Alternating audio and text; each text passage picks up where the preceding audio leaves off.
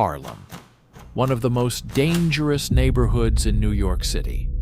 A young gangster receives evidence that Bumpy Johnson was involved in his brother's disappearance, and in a fit of rage, he attacks him in front of witnesses. Impulsiveness was a mistake young gangsters made all too often, and in those days, it frequently cost them their lives. Subscribe now if you're interested in the legends of notorious crime bosses and the lives they led. Make yourself comfortable. We're about to begin. 8/11. San Francisco wakes differently from Harlem. Harlem wakes upward. Windows. Fire escapes. Voices stacked over voices. San Francisco wakes sideways. Fog moving between buildings. Streetcars grinding through intersections. The Bay hiding behind white air like a man listening from the next room. Bumpy Johnson stands beside the hotel window and watches Market Street take shape. A bus? 2 delivery trucks. A policeman drinking coffee from a paper cup. Nothing important. Which usually means something important has already started. Bumpy buttons his shirt. He checks the clock once, not twice. People who check twice are hoping the first answer will change. Time never negotiates. It only arrives. And this morning, Bumpy has been told that at noon 5 men will sit at one table and prevent a war. He does not believe them. 8:17. The envelope waits on the dresser. Cream paper. No return address. Delivered downstairs at 7:46 by a boy who disappeared before the clerk could ask his name. Inside are 3 things: a restaurant address, a time, and 1 sentence. No men at the door, no cars out front. Come clean or don't come. Bumpy reads it again. Not because he needs to, because punctuation tells you how nervous a man is. Too many instructions mean fear. Too few mean confidence. This note has exactly enough. That bothers him. The meeting is supposed to settle a dispute involving waterfront collections, card rooms, trucking routes, and 3 men who have suddenly started charging for protection nobody asked for. Small money, small men, but small fires eat large buildings when everybody assumes somebody else will bring water. Bumpy folds the paper. Precision is rarely innocent. 8:24. A knock 3 times. Pause. Once. Bumpy opens the door. Everett Shaw enters, carrying nothing. That is the first thing Bumpy notices. Shaw is 46. Broad shoulders. Gray, beginning at both temples. A local fixer with 20 years of knowing which doors open because of money and which doors open because someone behind them is afraid. He removes his hat. Morning. Bumpy looks at his empty hands. No paper? Nothing worth carrying. That usually means trouble. Shaw smiles once, not happily. The room changed. Bumpy does not move. What room? The meeting. Changed how? They moved it from the private dining room to the main floor. Why? They say visibility keeps everybody honest. Bumpy reaches for his jacket. Visibility keeps witnesses. Shaw nods. That too. A room is never neutral. Furniture chooses sides before people do.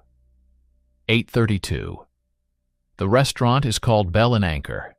Italian name hidden behind an English sign. That tells Bumpy enough about the neighborhood. Places change their names when they want money from people who would not enter otherwise. Shaw explains the arrangement, while Bumpy ties his shoes. 5 representatives. No bodyguards at the table. Men can wait in the kitchen, alley, cars, anywhere else. Nobody carries a gun inside, at least officially. Bumpy looks up. Who suggested that? Gabriel Fabry. Who is Gabriel Fabry? Broker. 49. Does favors between crews. Never raised his voice in public. That means what? People trust him. Bumpy stands. No. Shaw pauses. No?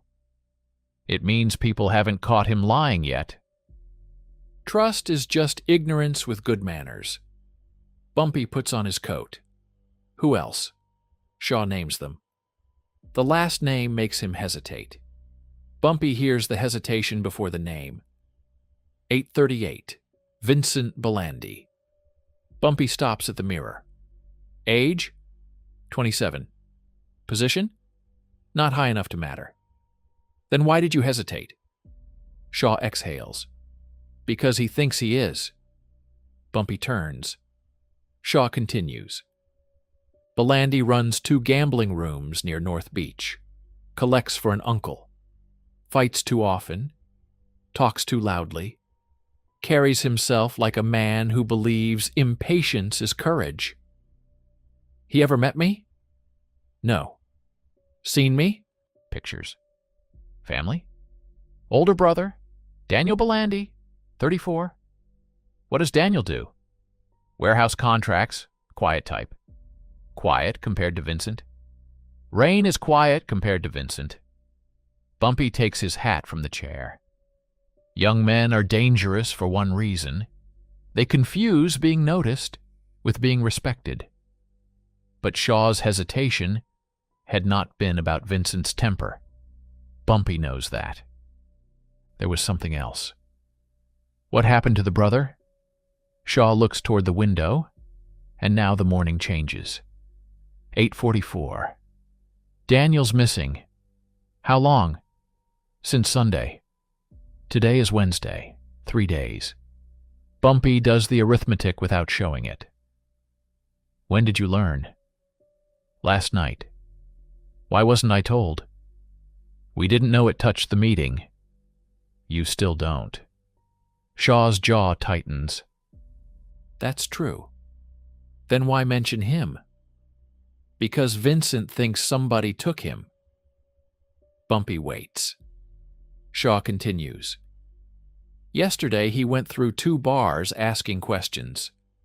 Broke a man's nose in the second one. Questions about who? Wouldn't say. Who saw him? Enough people. Bumpy adjusts the brim of his hat. Missing men create stories faster than dead men. A dead man has an ending. A missing man lets everybody write their own. Does Vincent still plan to attend? Yes. Does Fabry know his brother is missing? Has to. Bumpy opens the door. Has to isn't knowing.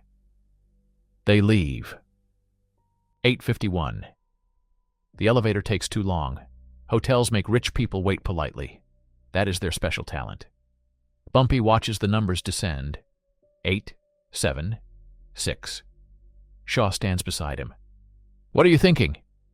That somebody changed the room. You think that matters? Everything matters. Even chairs? Especially chairs.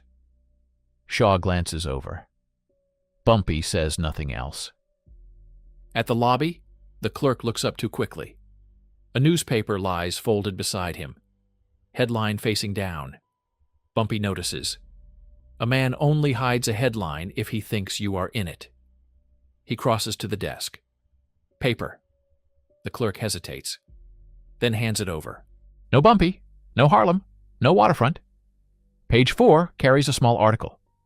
Local warehouse man reported missing. Daniel Belandi, 34. Last seen Sunday evening. Vehicle located near Pier, 42. No sign of violence. Bumpy folds the paper. Now somebody has made private fear public. 9:03. Outside, the fog has thinned. Shaw's Buick waits half a block away. Not in front. Good. The driver, Nolan Price, keeps both hands on the wheel. 39. Former dock worker. Neck like a bridge support. Bumpy has met him once. That is enough. Men reveal themselves faster when driving than when talking. Price checks mirrors. Does not check pedestrians. That means he fears cars more than people. Bumpy sits in back.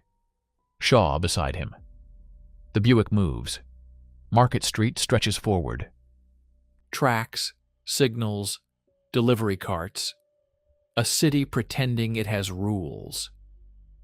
Shaw opens the newspaper. You think Daniel's disappearance is connected?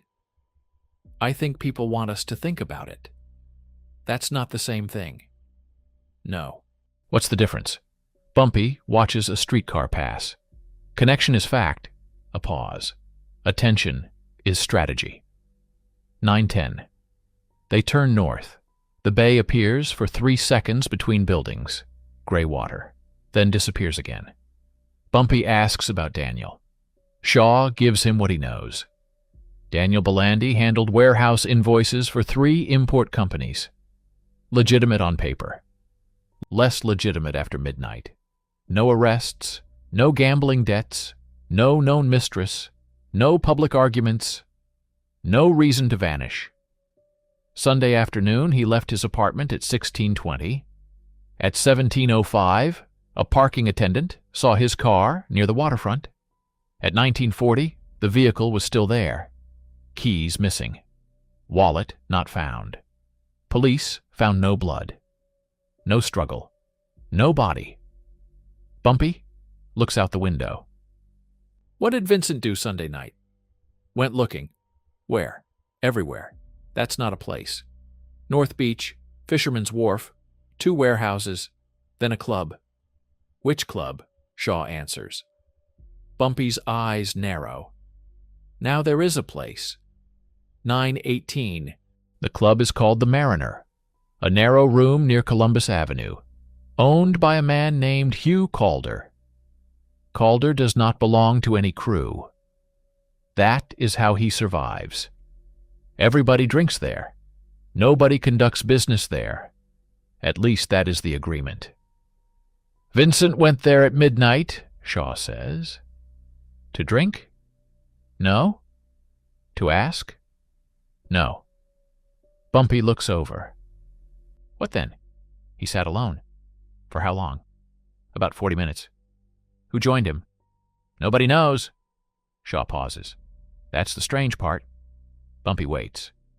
Calder says Vincent came in angry, real angry.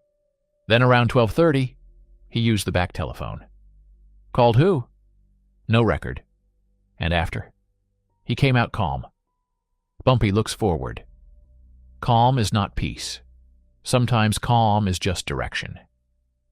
Before the call, Vincent had anger. After the call, he had purpose. That difference matters. A fist swings randomly. A weapon is aimed. Bumpy asks one more question. What does Vincent believe happened to Daniel? Shaw turns slightly. He hasn't said publicly. Privately? One rumor. Rumors are usually somebody's unpaid messenger. Shaw nods. He thinks Daniel was taken over a warehouse contract.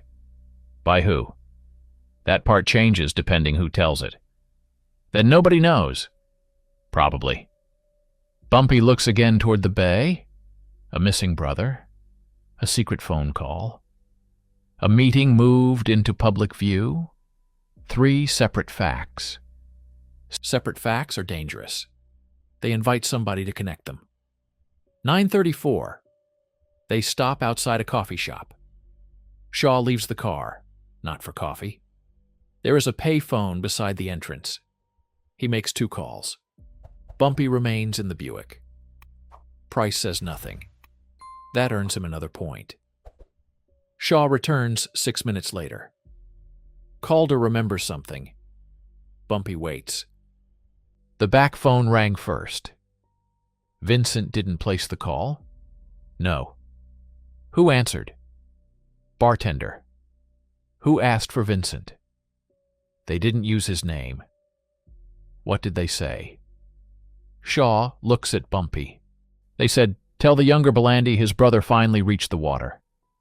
Bumpy's expression does not change, but the day does.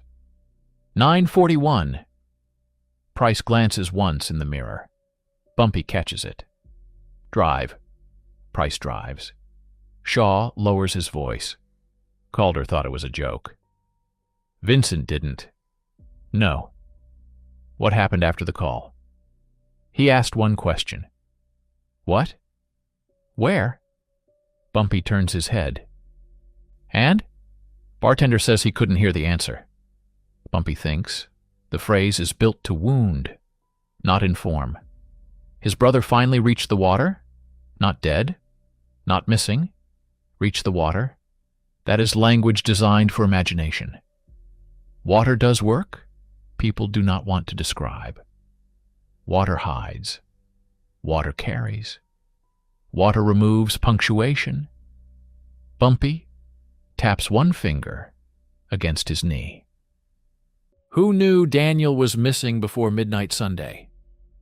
Family? Maybe 6 men? Police? Report wasn't filed until Monday morning. So whoever called knew before police. Yes. And knew Vincent was inside that club. Shaw looks at him. That narrows it. No. Bumpy looks ahead. It sharpens it. 9:49. They pass Washington Square. Church towers rise through the remaining fog. Shaw asks if they should cancel the meeting. Bumpy answers immediately. No. Move it? No. Bring more men? No. Shaw studies him. You think somebody wants the meeting to happen? Yes. And that doesn't bother you? It helps. How? A trap only works if it stays where you found it. Shaw leans back. The Buick climbs. Bumpy keeps thinking.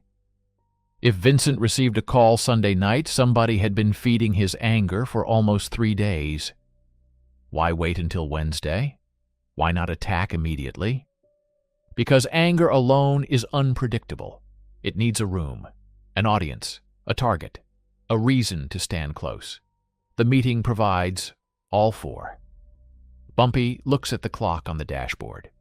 9:49, more than 2 hours until noon. Enough time for somebody to change the plan. Enough time for Bumpy not to. Control is not stopping movement. Control is choosing which movement you allow. 9:58 Shaw's second call produces a name, not a suspect. A messenger. A 19-year-old parking attendant named Cecil Ward saw Daniel's car Sunday. He remembers another vehicle nearby. Dark Plymouth. California plate. First 3 characters only. Bumpy asks why this was not in the newspaper. Kid didn't tell police. Why tell us? Price paid him. The Plymouth matters because Daniel did not own one. Nobody in the immediate Belandi family does either. Shaw says police checked the car for fingerprints. Bumpy shakes his head. That's what police do when they already have the car. We don't. Then we find the driver. Shaw scribbles 3 plate characters on a matchbook. Bumpy takes it. Numbers soothe nervous men. Letters soothe investigators. Neither solves anything. People do. 10:22. The garage smells like gasoline and soap. A mechanic named Martin Quill wipes his hands on a rag. Thin man. 50. Eyes that move before his head does. He remembers the Plymouth because of the mud. Black stuff, he says. Not city dirt. Bumpy asks where it came from. Quill shrugs. Could be shoreline. Could be construction. What else? Passenger floor had sand. What kind? Quill looks confused. Sand kind. Bumpy says nothing. Quill thinks harder. Gray. Coarse. Anything left in the car? Nothing. A pause. Almost nothing. Bumpy watches him. Men add words when truth scares them. What was almost? Quill looks toward Shaw, then back.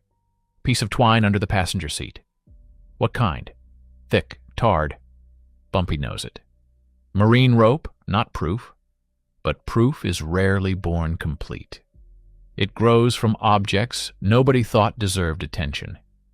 1031 quill goes to a drawer, produces a short piece of dark cord. He kept it because he uses scraps around the shop. Bumpy turns it between two fingers. Salt stiffened. Black tar.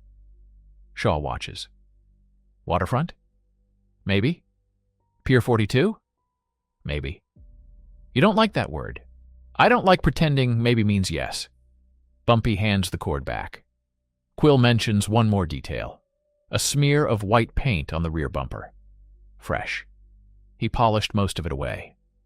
What shade? Quill points toward a paint rack. Marine white. Shaw exhales. Bumpy does not. A rented car. Marine rope. Sand. White paint.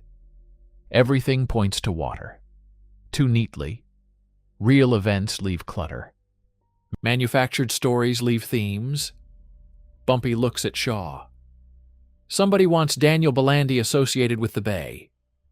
Shaw nods slowly. But that doesn't tell us if he's in it. No. Bumpy looks at the cord.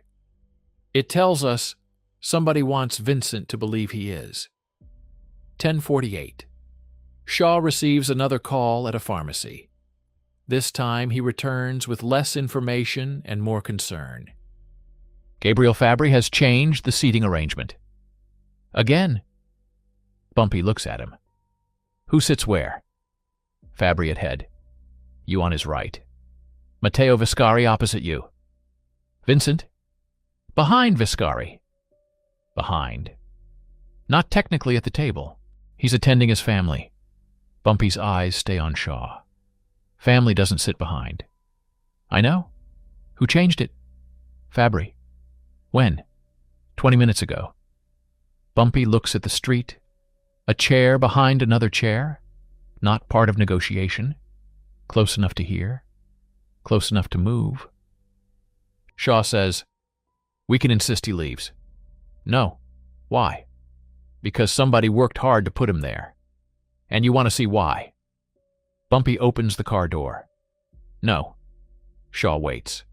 I already know why. He steps out. The question is whether Vincent knows. 10:56. They enter Bell and Anchor through the kitchen. No guns, that is the rule. Rules are useful, because they show who planned to break them. A cook looks away. A waiter looks twice. The owner, Louis Serrano, approaches with both hands visible. 55. Sweating around the collar. Mr. Johnson.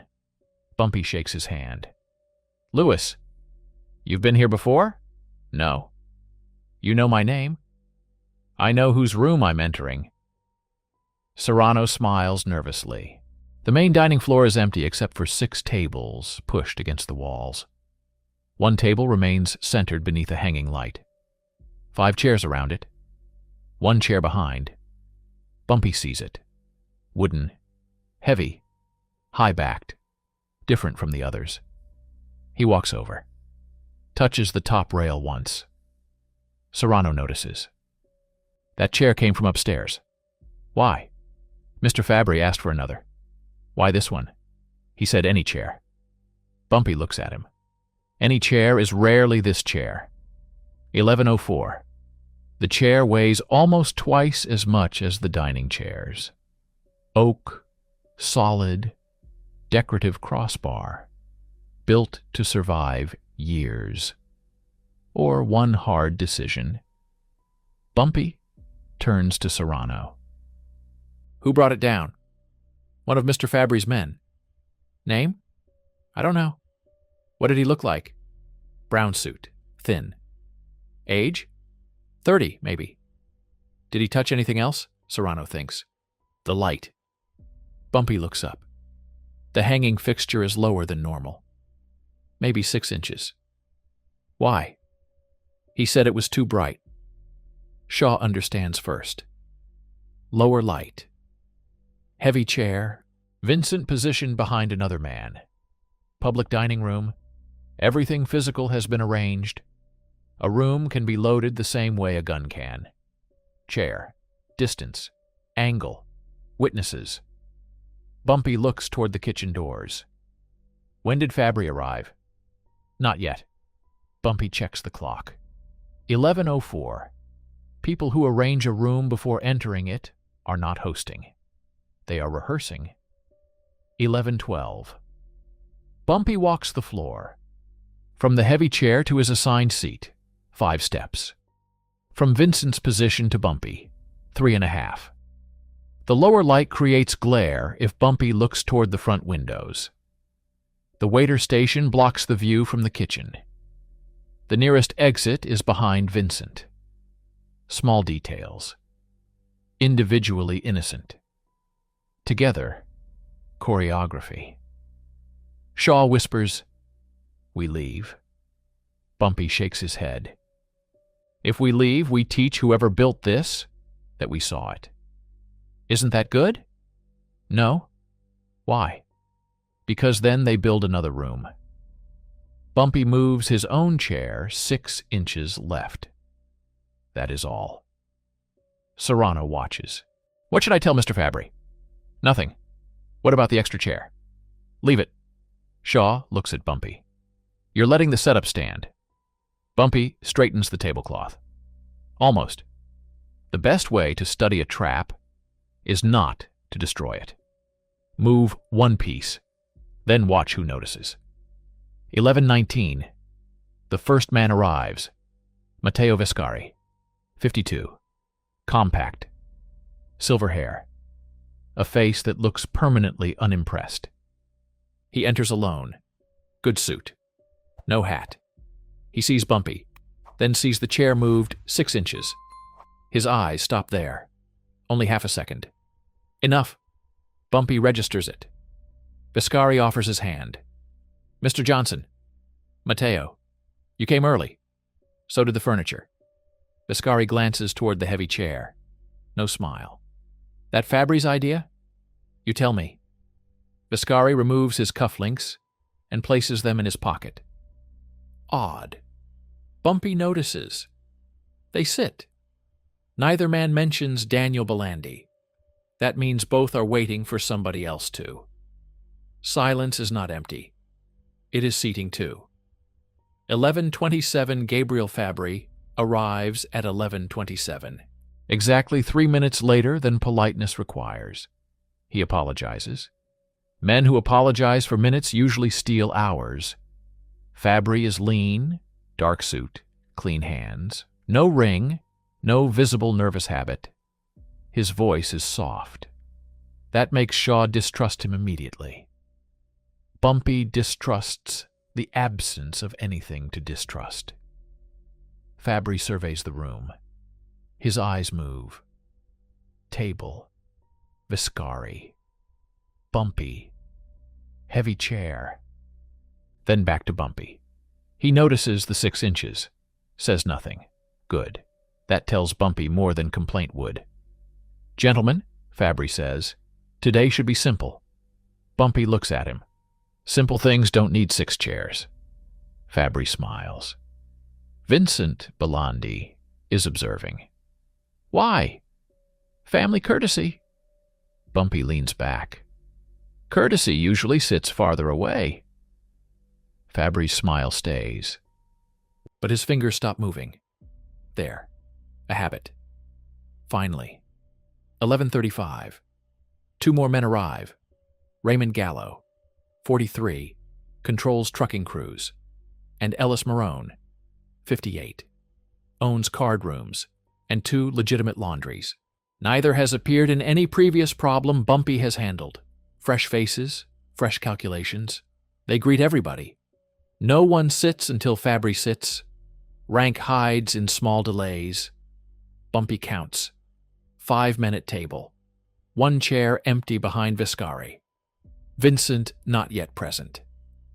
Fabry begins discussing collection boundaries, numbers, percentages, routes, words meant to make conflict sound administrative. Bumpy listens, but his attention stays on the doorway. 11:35 becomes 11:38, then 11:41. Vincent is late. Fabry checks the clock once. Not Viscari. Not Gallo. Not Marone. Fabry. That matters. Bumpy says nothing. A man waiting for an arrival has already admitted that arrival is part of his plan. The meeting continues. Money talks, but the empty chair speaks louder. 11:44. The door opens. Vincent Belandi enters. He is 27. Dark hair combed back, strong jaw, a bruise across his left knuckle. No tie. Eyes red from little sleep. He does not greet the room. He looks directly at Bumpy. Nothing else. Not Fabry. Not Viscari. Not his uncle's associates. Bumpy knows that look. It is not recognition. It is confirmation. Vincent has been shown something, told something, prepared for this exact face. Fabry stands. Vincent! Vincent ignores him.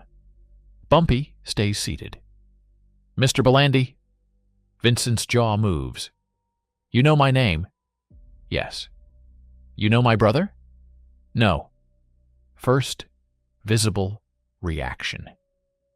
Vincent's nostrils flare. You expect me to believe that?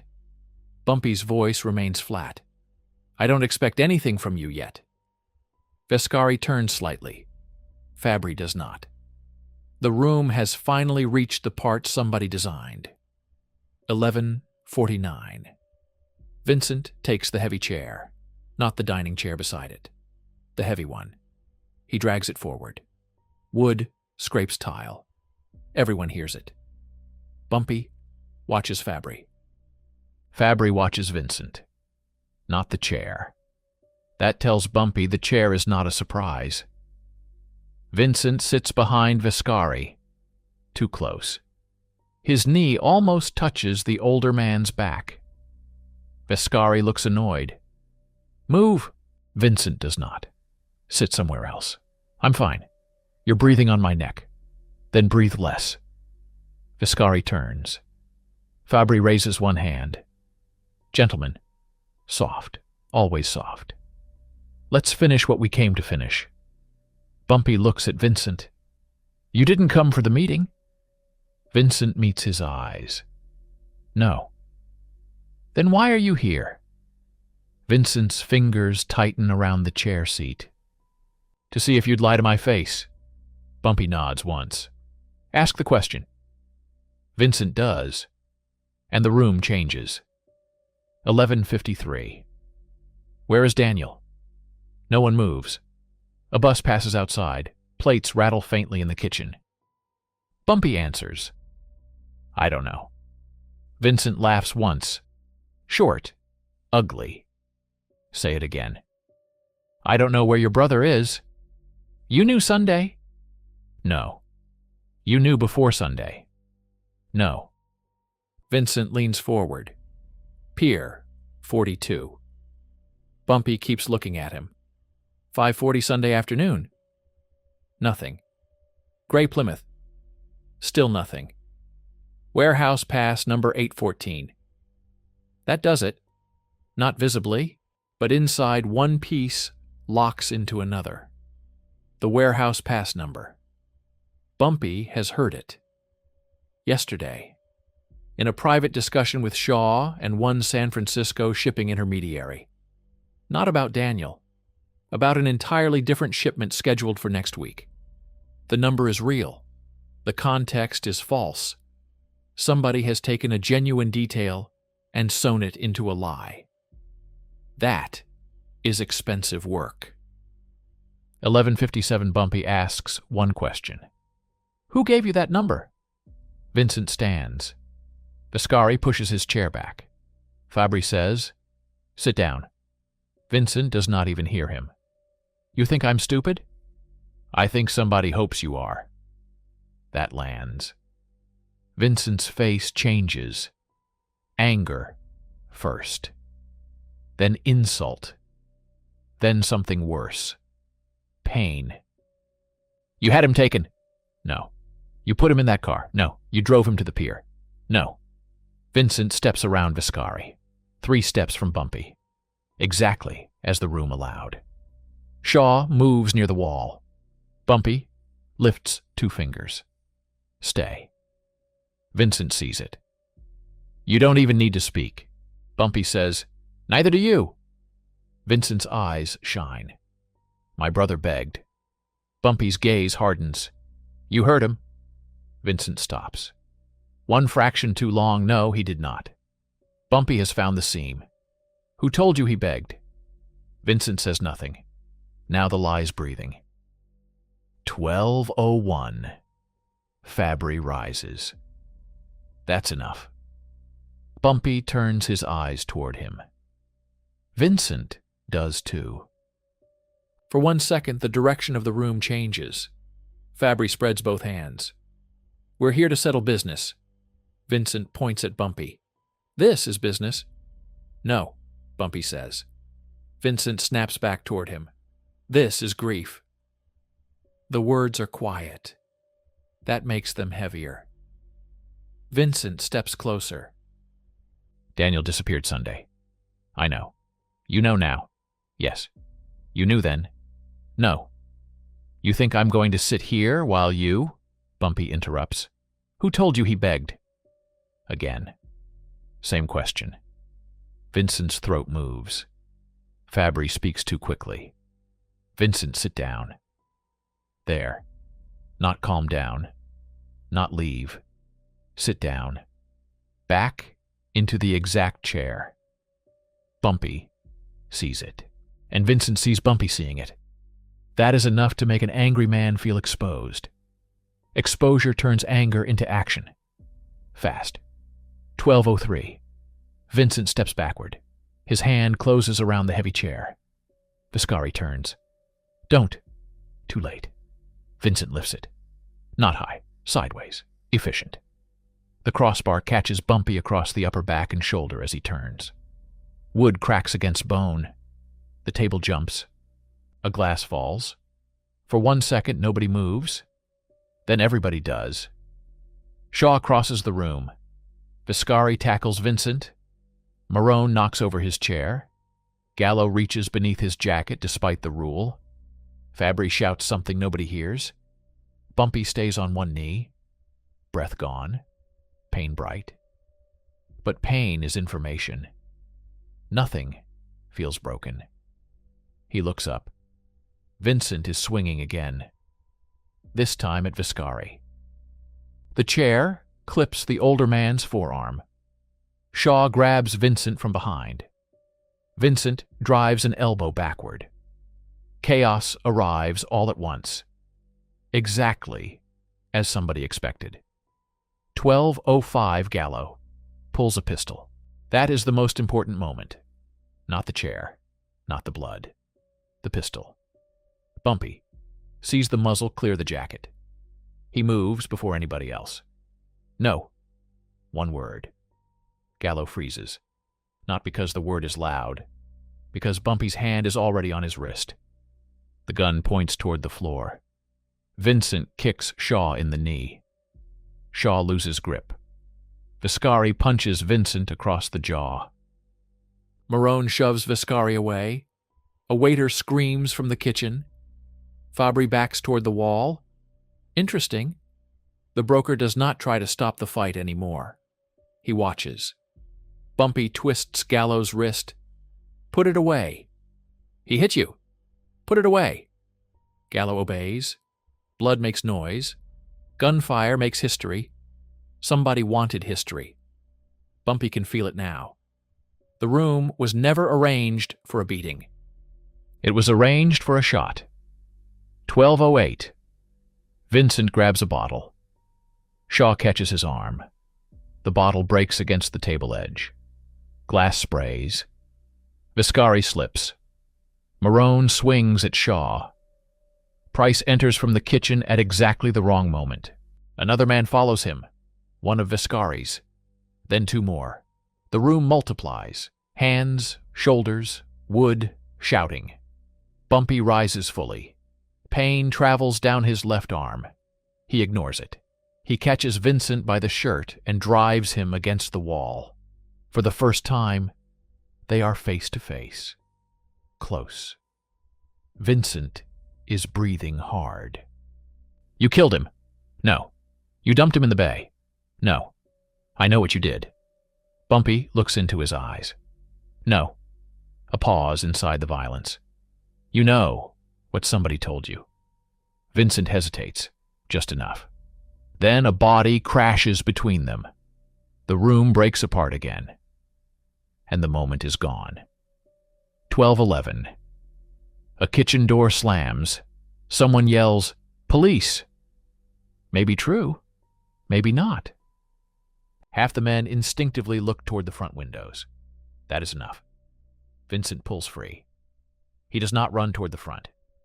He runs toward the kitchen. He knew the route. Another detail. Price chases him. Bumpy says, "Let him." Price stops. Shaw looks at Bumpy like he misheard. "Let him go?" "Yes." Vincent disappears through the kitchen. Rear door, alley, engine turns over outside. A car accelerates. Gone. Shaw's face is red. "You want him followed?" "No. He just hit you with a chair." "I noticed." Bumpy looks at Fabry. The broker is straightening his cuff. Calm again. Too calm. Bumpy looks at the broken table, the lowered light, the empty space where the heavy chair stood. Then, at the front windows. No police. Nobody called them. The shout was part of the escape. 12:15. The restaurant settles badly. One man bleeding from the lip, another holding his wrist. Glass everywhere. Soup cooling on the floor. Serrano stands in the kitchen doorway with the expression of a man calculating furniture costs before medical bills. Bumpy rolls his shoulder. Pain. But movement. Good. Viscari looks at him. Fabry exhales. "Come on." Bumpy turns to him. "No." Fabry stops. "You think this was planned?" Bumpy looks around the room. Rooms don't arrange themselves. Nobody answers. Understanding always arrives after violence. That is why violence is so profitable. 12:19. Fabry approaches. Vincent is unstable. Maybe. His brother disappeared. I heard. He came looking for someone to blame. Maybe. Fabry's mouth tightens. You keep saying maybe. Because you keep giving me conclusions. Viscari watches them. Gallo quietly moves his hand away from his jacket. Bumpy notices. He points toward the heavy chair lying on its side. Who asked for that chair? Fabry looks. No idea. Serrano says your man. My man? Thin? Brown suit? Fabry shakes his head. I sent nobody.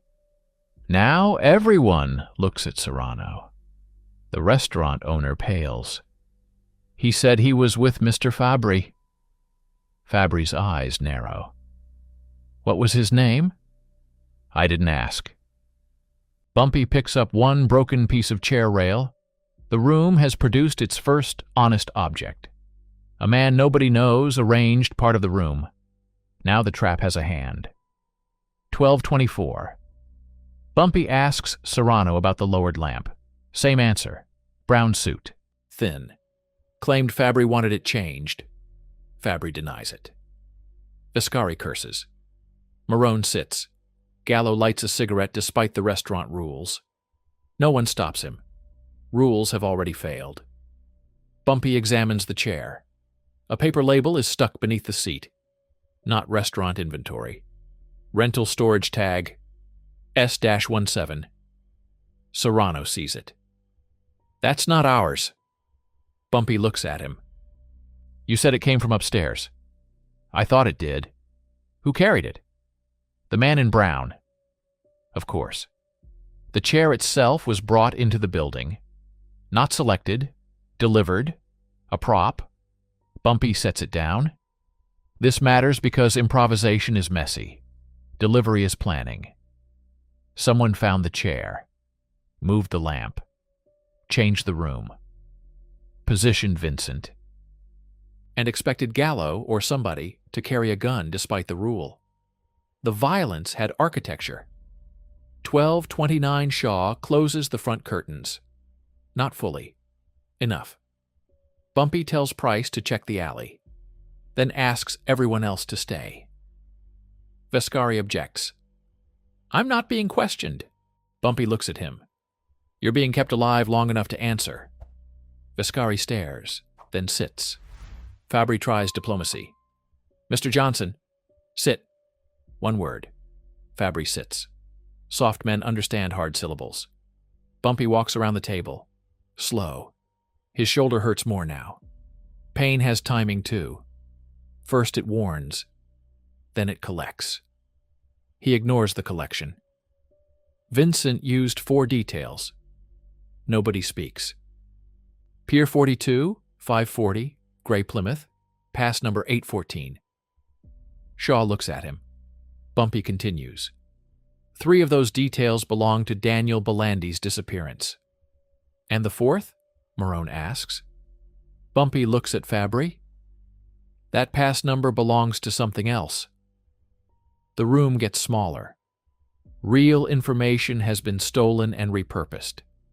That means access. 12:35. Fabry asks, what does the pass belong to? Bumpy does not answer. Who knew it? Again, no answer.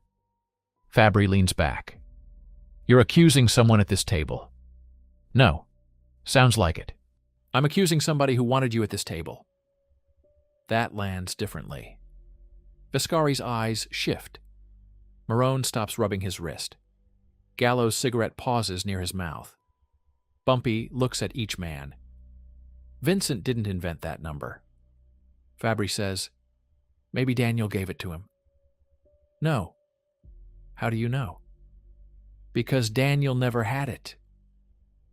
Shaw now understands why Bumpy withheld details. Information is useful only while ownership is limited. Once everybody knows a fact, the fact becomes public property. Bumpy turns toward the kitchen. Find Vincent. Shaw nods. To bring him back? No. What then? Find out who he talks to next. A manipulated man always returns to the hand that steadied him, especially after the plan goes wrong. 12:41. Price returns. Vincent escaped in a cream-colored Ford. Driver waiting. Engine already running. Bumpy asks the obvious. Plate? Price gives it. Shaw writes it down. Driver? Couldn't see face. Car arrive when? Serrano's dishwasher speaks from the doorway. About 11:30. Everybody turns. Young man, maybe 20. He looks terrified by his own usefulness. You saw it? Yes, sir. Driver get out? No. Anybody speak to him? The dishwasher nods. Brown suit. Silence. There it is. Thin man. Brown suit. Chair. Lamp. Escape car. Not just room setup. Exit plan. Bumpy asks what happened. Brown suit guy came through kitchen around 11:40. Talked to the driver through the window. What did he say? The dishwasher looks at the floor. I only heard the end. What end? He said, if the gun comes out, don't wait. Nobody moves. Now the purpose is visible. 12:47. Gallo looks sick. Not from guilt. From recognition. They expected me to pull. Bumpy looks at him. Probably. No. Bumpy steps closer. Everybody suspected. A pause. Somebody knew. Gallo stands. You saying someone checked me? I'm saying somebody knew your habits. Vescari says, that could be half the city. Then half the city didn't lower the lamp. Bumpy looks again at the broken chair. The plan becomes clearer. Vincent attacks. Gallo reacts. Gun appears. Somebody shouts police. Vincent escapes. If Gallo fires first, even better. If Vincent dies, better still. Two sides leave the restaurant with blood and blame. and the man in the brown suit disappears before dessert. A riot designed to look spontaneous. Good planning. Not perfect. Perfect plans die from witnesses nobody noticed. 12:53 Bumpy tells Serrano to lock the broken chair upstairs. No one touches it. Serrano nods. Why? Because somebody will want it gone. Fabry stands again. I think we've done enough for one afternoon. Bumpy looks at him. Sit. Fabry does not. The room tightens. Bumpy walks toward him, not fast. Fast creates challenge. Slow creates certainty. You moved the meeting? Yes. You changed the seating? Yes. You requested Vincent attend? Fabry blinks. I agreed. Different word. His uncle asked.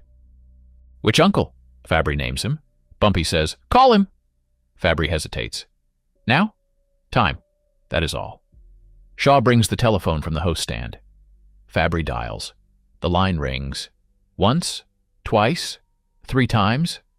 A woman answers. Fabry asks for Vincent's uncle. The answer changes his face. He left town Monday. Bumpy watches. Where? Fabry asks. Then slowly replaces the receiver. Nobody knows. 13:01. Now the Belandi family has 2 absences. Daniel missing. Uncle gone. That is not coincidence yet. But coincidence is losing ground. Viscari says what everyone is thinking. Vincent's been abandoned. Bumpy disagrees. No. How do you know? Because abandoned men don't get getaway cars. The room goes quiet. Fabry rubs one thumb against the other. There. His nervous habit again. Bumpy files it away. Shaw asks whether they should contact Vincent's people. Not yet. Why? Because we don't know which people are his. A family is not blood. A crew is not loyalty. Labels are what outsiders use when they cannot see the wiring. Bumpy looks at the clock. 13:01. The meeting was supposed to finish at 1. Instead, one man has vanished, another is missing, a third has left town, and somebody engineered a public assault. Schedules do not fail. People fail to understand what the schedule was for. 13:16. Shaw receives the Ford registration. Fake. Plate stolen from a delivery van 2 days earlier. Professional enough. Price checks the alley for tire marks. Nothing useful.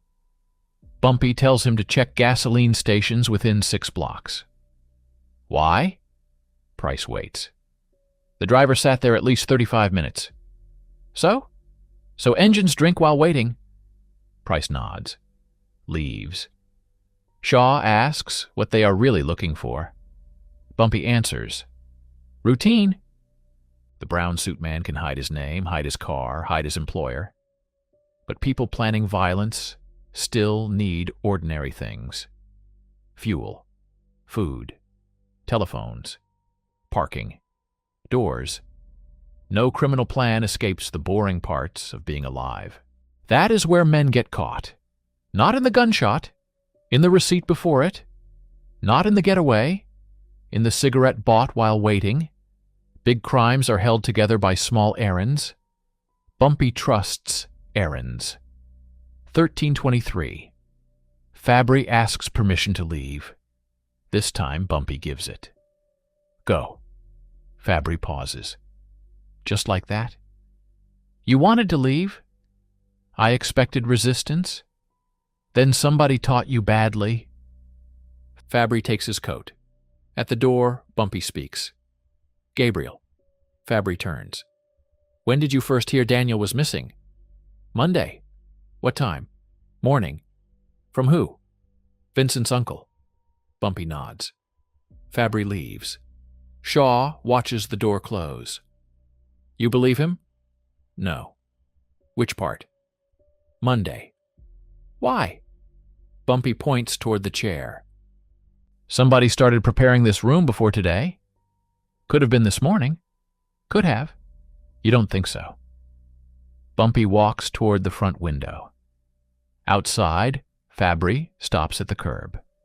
Does not hail a cab. He waits. 30 seconds later, a dark sedan pulls up. Already expected. Bumpy watches him enter. Preparation has a smell. Shaw joins him. What smell? Old decisions. 1331. The original business meeting is dead. Nobody mentions waterfront percentages anymore. Marone leaves first, then Gallo. Viscari stays. Bumpy notices. 1339 Viscari leaves. Bumpy and Shaw remain. Serrano begins sweeping glass. Bumpy stops him. Not yet. Serrano looks exhausted. I need to open tonight. You won't. I lose money. You already lost money. Serrano's eyes drop. Bumpy softens his voice slightly. Keep everybody who worked lunch here. Pay them for the day. Why? Because one of them saw more than they know. Serrano nods. Bumpy looks around again. Broken bottle, chair, table, blood on tile, a single cufflink near the wall. Not Viscari's. He removed his before the fight. Bumpy picks it up. Silver. Plain. Initials engraved underneath. G.F. Shaw sees it. Fabry. Maybe. He was standing there. Maybe. Shaw almost laughs. You really hate conclusions. Bumpy pockets the cufflink. Conclusions make men stop looking. The most useful evidence is not what points somewhere. It is what refuses to point cleanly enough. 1347 Price returns with a receipt. Gas station 3 blocks away. Cream Ford. Driver bought 6 gallons at 11:22. Paid cash.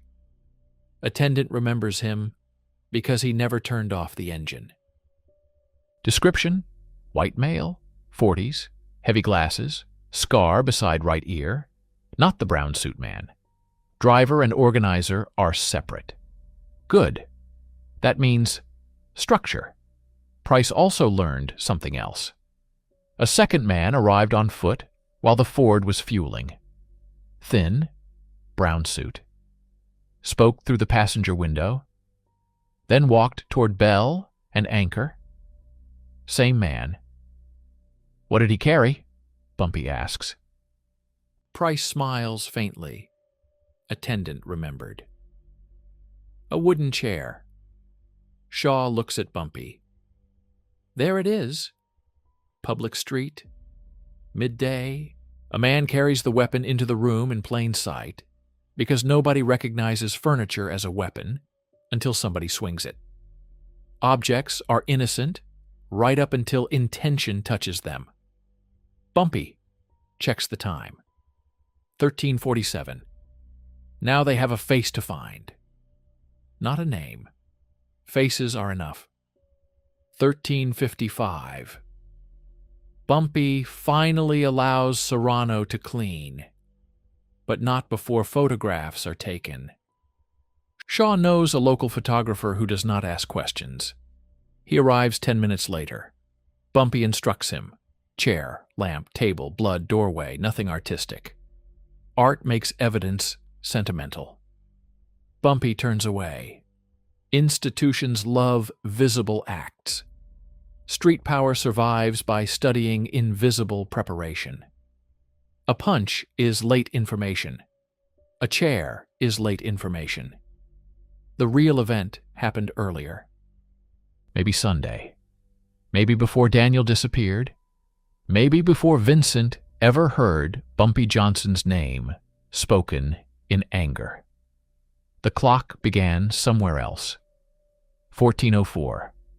Back at the office above the tailor, Bumpy removes his jacket. His shoulder has swollen.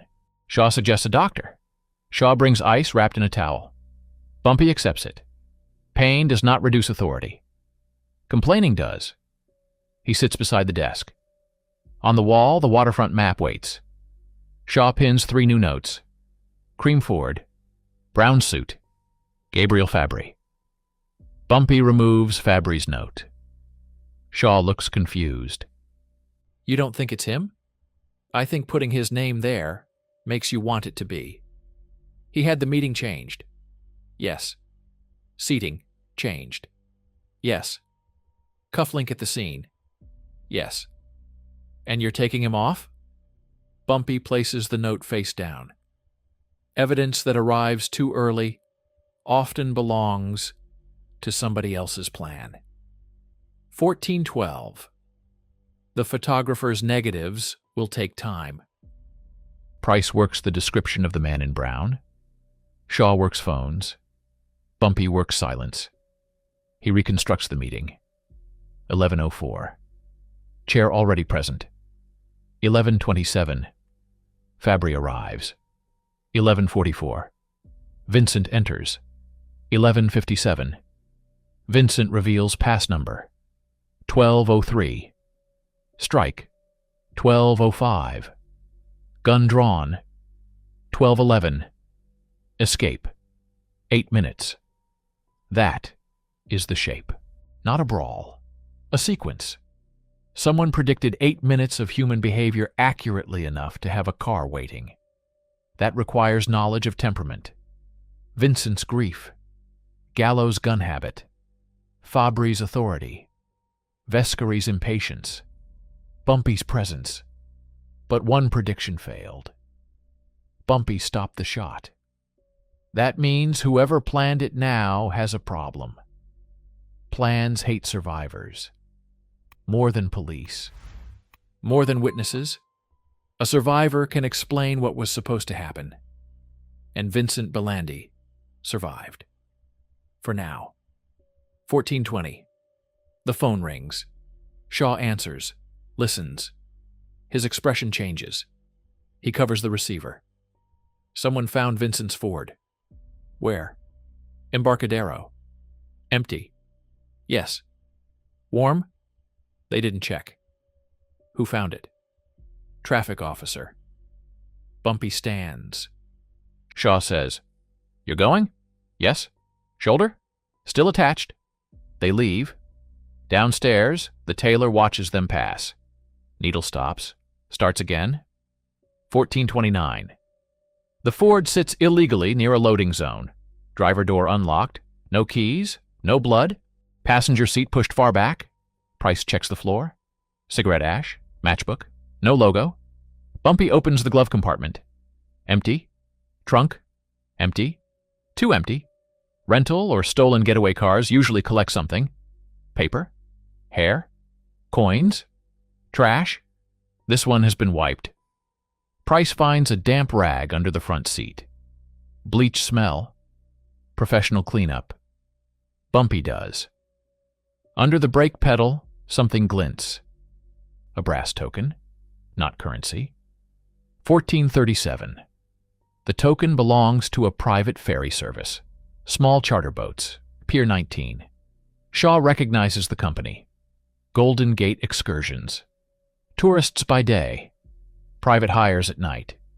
Bumpy turns the token over. Stamped number. 23. Price says, "Vincent went on a boat?" Bumpy shakes his head. "No." "How do you know?" "I don't." Price waits. "Then why no?" "Because somebody wants me to ask that question." The water theme again. Phone call. Rope. Sand.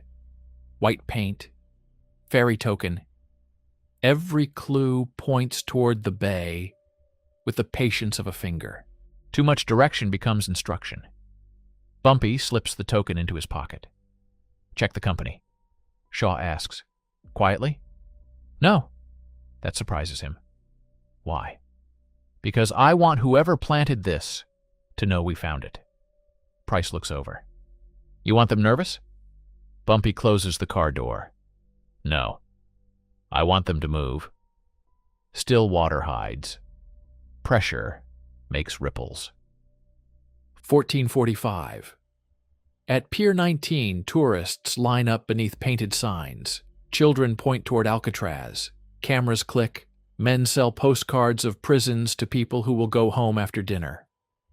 Bumpy watches the ferry office. A clerk recognizes the token. Number 23 belongs to a locker, not a boat. Interesting. The lockers are behind the ticket counter. Token opens one. Number 23. Shaw looks at Bumpy. You want police? No. The clerk opens it. Inside sits a brown paper package. No name, no address. Wrapped twice. Bumpy does not touch it. Price does. Inside, Daniel Belandi's wallet, driver's license, $36, a photograph of Vincent and Daniel as boys, and a blood-stained handkerchief. Shaw goes still. The clerk steps backward. Bumpy looks at the package. A missing man's identity. A family photograph. Blood. Placed somewhere guaranteed to be found if they followed the token. This is not evidence. It is theater. Somebody has begun writing Act 2. He studies the photograph. Vincent is perhaps 12. Daniel 19. Both standing beside an old sedan. Daniel's hand on Vincent's shoulder. Older brother posture, protection without announcement. That photograph was chosen for Vincent. Not Bumpy. Whoever packed the locker wanted grief personalized. This was meant to be discovered. Maybe by Vincent. Maybe by Bumpy. Maybe both. Bumpy notices writing on the back. One line in blue ink. He asked for mercy at 5:40. Shaw sees it. That is the exact time Vincent shouted in the restaurant. Now they know where one detail came from, but not who wrote it. 1501 Bumpy takes the photograph, not the wallet. Not the handkerchief, the photograph. Ink can be studied, paper can be traced, memory can be compared. Shaw asks why the message says 5:40. Because somebody wants that minute to matter. Maybe it does. Maybe. The clerk says locker 23 was rented Monday afternoon. Cash. By a man matching no description they have. Older, heavy set, blue coat, different messenger, more structure. Bumpy asks whether the clerk remembers his hands. The clerk blinks. Hands? Ring? Scar? Nails? He thinks. Bandage around one thumb. Good. People change coats. Faces blur. Injury remains. Bumpy asks about voice. Local? No. Where from? East, maybe. New York? Maybe. Shaw glances at Bumpy. For the first time, the trap reaches east. Not proof, but enough to make the air colder. Somebody may know Bumpy better than the San Francisco room did. 1509. Outside the ferry office, Bumpy gives Shaw instructions. Find the ink. Find the photo lab that printed the childhood picture. Find the locker renter. Find every telephone call made to the Mariner Sunday between midnight and 0:40. Shaw almost laughs. That's all? Bumpy looks at him. Start with the one that matters. Which? The call. Why? Because before the call, Vincent was angry. Bumpy puts on his hat. After it, he had a direction. They walk along the pier. Wind off the bay. Cold. Shaw asks, what if the call came from a public phone? It did. You know that? No. Then why? Because whoever planned this likes distance. Chair carried by messenger. Ford driven by another man. Locker rented by another. Fabry possibly used as cover. No direct hand. That kind of planner does not call from home. Distance is not caution. Sometimes distance is vanity. 1526. The Buick climbs away from the water. Bumpy closes his eyes for 10 seconds. Not sleep, alignment, chair, gun, car, token, locker, photo, call. Somebody is not merely framing Bumpy for Daniel's disappearance. That would be simpler. They are using Daniel to control Vincent, using Vincent to create violence, using violence to create something after. The missing piece is the after. 15:34. At the hotel, Bumpy enters through the lobby openly. No side door, no disguise. He wants to be seen. The clerk notices the bruising near his collar, looks away. Bumpy takes the elevator. Shaw follows. Inside the room, Bumpy closes the curtains but leaves 1 inch open. Shaw understands. Observation? Maybe. There it is again. Bumpy almost smiles. The phone rings at 15:41. Neither man moves immediately. Second ring. Third. Bumpy answers. Johnson. Silence. Then breathing. Male. Young. Who is this?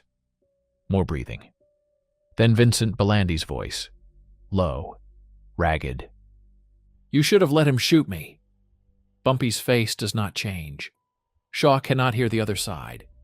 Bumpy sits slowly. Where are you? Vincent laughs. No humor. That's what everybody keeps asking. The line crackles. Bumpy hears something behind him. Metal. Water. Maybe machinery. Maybe deliberate. 15:42. You called me, Bumpy says. Vincent breathes. I didn't know. Know what? Another pause. That they wanted the gun. Bumpy's eyes sharpen. Who? Vincent says nothing. Vincent? They said you'd kill me. Who said? They said the second I touched you, your man would shoot. Bumpy looks at Shaw. The plan is confirmed from the inside. Who told you? I can't. You can. No. Then why call? Vincent's breathing gets faster. Because Daniel. A sound interrupts. A door. Someone nearby. Vincent lowers his voice. They lied about one thing. What? My brother wasn't begging. Bumpy waits. How do you know? Vincent whispers. Because I heard him. Bumpy leans forward. When? Today. The line goes dead. Bumpy does not move. Daniel Belandi may be alive, and Vincent has just become more valuable than before. 15:47 Shaw stares at him. What did he say? Bumpy replaces the receiver. Daniel's alive. Shaw's mouth opens slightly. Where? It confirms everything. Daniel is not the point. Daniel is leverage. Vincent is delivery. The attack was meant to produce gunfire. When gunfire failed, the planner kept Vincent alive long enough to redirect him. But Vincent called the wrong man. That creates danger. Not for Bumpy. For Vincent. A manipulated man becomes disposable the moment he recognizes the hand. Bumpy checks the clock. 15:47. Trace the call. Shaw reaches for the phone. Bumpy stops him. Not through the hotel. 15:55. They use a payphone 3 blocks away. Shaw contacts an operator he trusts. The call to Bumpy came through an exchange near the waterfront. Too broad. Could be 20 blocks. Maybe more. Bumpy asks whether the call was local. Yes. Origin. Likely public line. Expected. Shaw hangs up. What now? We wait. For Vincent to call again? No. For whoever knows he called. Shaw studies him. You think they'll come here? Maybe.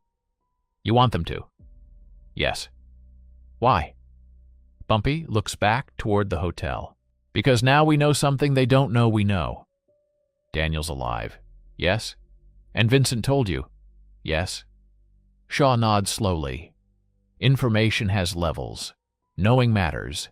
Knowing who knows matters more. Knowing that they do not know you know. That is where leverage begins. Bumpy crosses the street His shoulder aches. He ignores it. The day started with 5 men trying to prevent a war. Now somebody is trying to manufacture one. 1604. Back upstairs, an envelope waits beneath Bumpy's door. Shaw stops him before he touches it. Neither man speaks. The hallway is empty. Bumpy uses the edge of a matchbook to slide the envelope inward. No name, no stamp. Fresh. Someone placed it there while they were gone. Inside is one sheet of paper. Typed. You were supposed to let him finish. Shaw reads it. Then Bumpy. No signature. Bumpy turns the page. Blank. Shaw says, "That sounds like the chair." No. The attack? No. What then? Bumpy reads the sentence again. Let him finish. Vincent did finish the swing. He hit Bumpy. He escaped. What he did not finish was provoking the shot. Bumpy folds the paper. Whoever wrote this knows the plan failed. That's good. No. Shaw waits. It means they're still close enough to evaluate it. The planner is not gone. The room may have changed. The meeting may be over. But the operation is still running. 1612. Shaw sits. Bumpy studies the typing. Capital letters. Manual machine. Letter E slightly high. Letter R faint. Cheap ribbon. Ordinary machine. Could be office. Hotel. Shipping desk. Police station. Anywhere. But the paper has a faint watermark. Bumpy holds it to the lamp. Bay Crown Stationers. Local supplier. Shaw says, thousands of customers. Good. Good. Rare things are easy to trace. Bumpy lowers the paper. Common things make people careless. The note writer wanted anonymity. Anonymity is expensive. Most people buy imitation instead. 1621. A knock comes at the door. 2 knocks, no code. Shaw moves beside the wall. Bumpy opens it halfway. Hotel bellman. 17. Nervous. Telephone message, sir. He hands over a folded slip. Bumpy tips him. The boy leaves. The message reads, Mr. Johnson, call Columbus, 71194. Urgent. D.B. Shaw sees the initials. Daniel Belandi. Maybe. You calling? Yes. From here? No. They leave again. Different payphone, different street. Bumpy dials. 1 ring. A man answers. No greeting. Bumpy says nothing. The man says, You took your time. Not Daniel. Older voice. Bumpy asks, Who is this? You want Belandi alive? Which one? A pause. Good. Question landed. The voice changes slightly. You're clever. No. Bumpy looks through the booth glass. I'm specific. The man says, Come alone tonight. Where? Instructions later. Click. Gone. Now someone has made the first direct move. 1628. Shaw asks what the caller said. Bumpy tells him, Trap. Yes. You're going. Yes. Shaw sighs. Of course. Bumpy looks toward traffic. No. Shaw waits. I'm going to make them think I'm going. Difference? Usually several funerals. Shaw smiles despite himself. Bumpy does not. 1636. Price returns with information on Bay Crown Stationers. 3 major commercial buyers near the waterfront. 1 law office, 1 shipping union, 1 import company. The import company name matters. West Meridian Freight. Daniel Belandi processed invoices for them. Shaw looks at Bumpy. That's not coincidence. Bumpy says nothing. The company keeps offices near Pier 38. Owner listed as Leonard Say. 61. No criminal record. Board member at 2 charities. Photographed with politicians. Respectability is just another type of cover. Bumpy asks whether Say attended the meeting. No. Knows Fabry? Yes. Knows Viscari? Yes. Employs Belandi? Partly. Now a new line appears. Daniel's legitimate work touches the paper source. Still not proof, but enough for direction.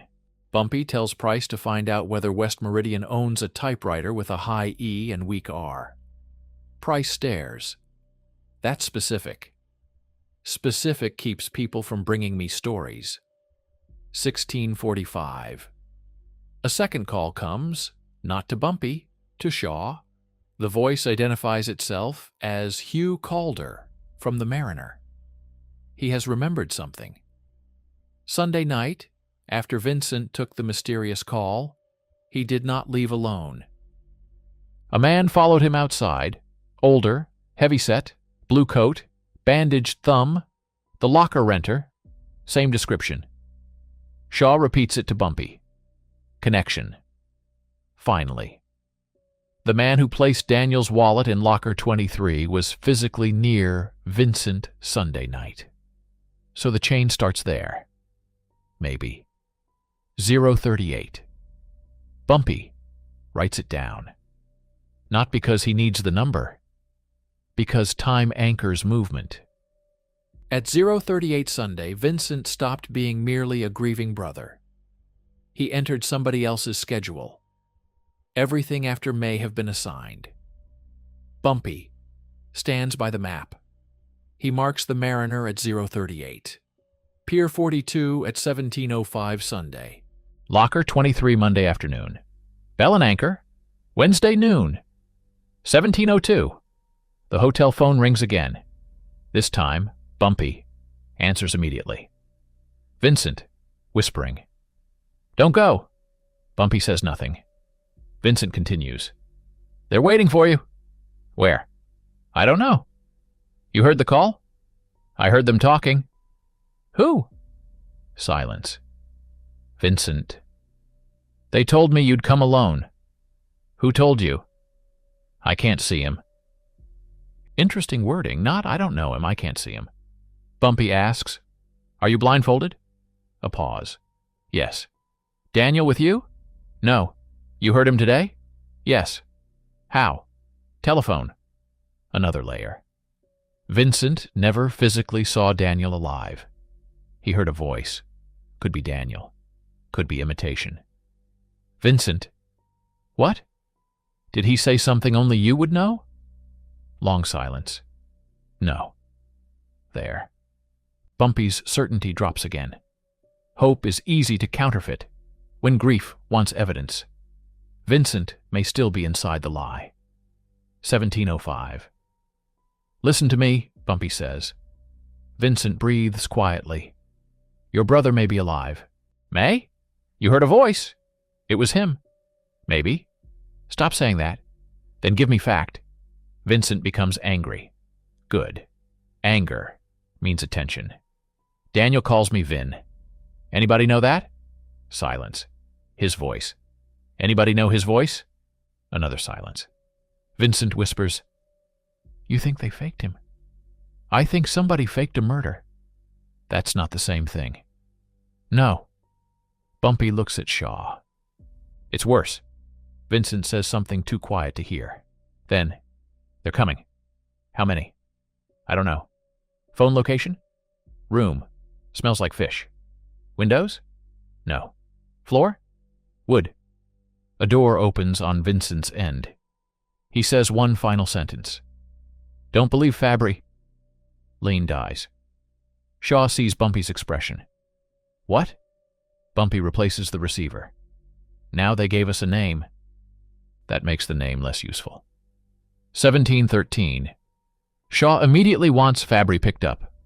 Bumpy refuses. Bumpy looks at the note, the cufflink, the photograph. Every road points conveniently toward someone. Water. Fabry. West Meridian. Each clue is shaped enough to feel deliberate. Real guilt is rarely this generous. Bumpy says, Find out where Fabry is. Shaw nods.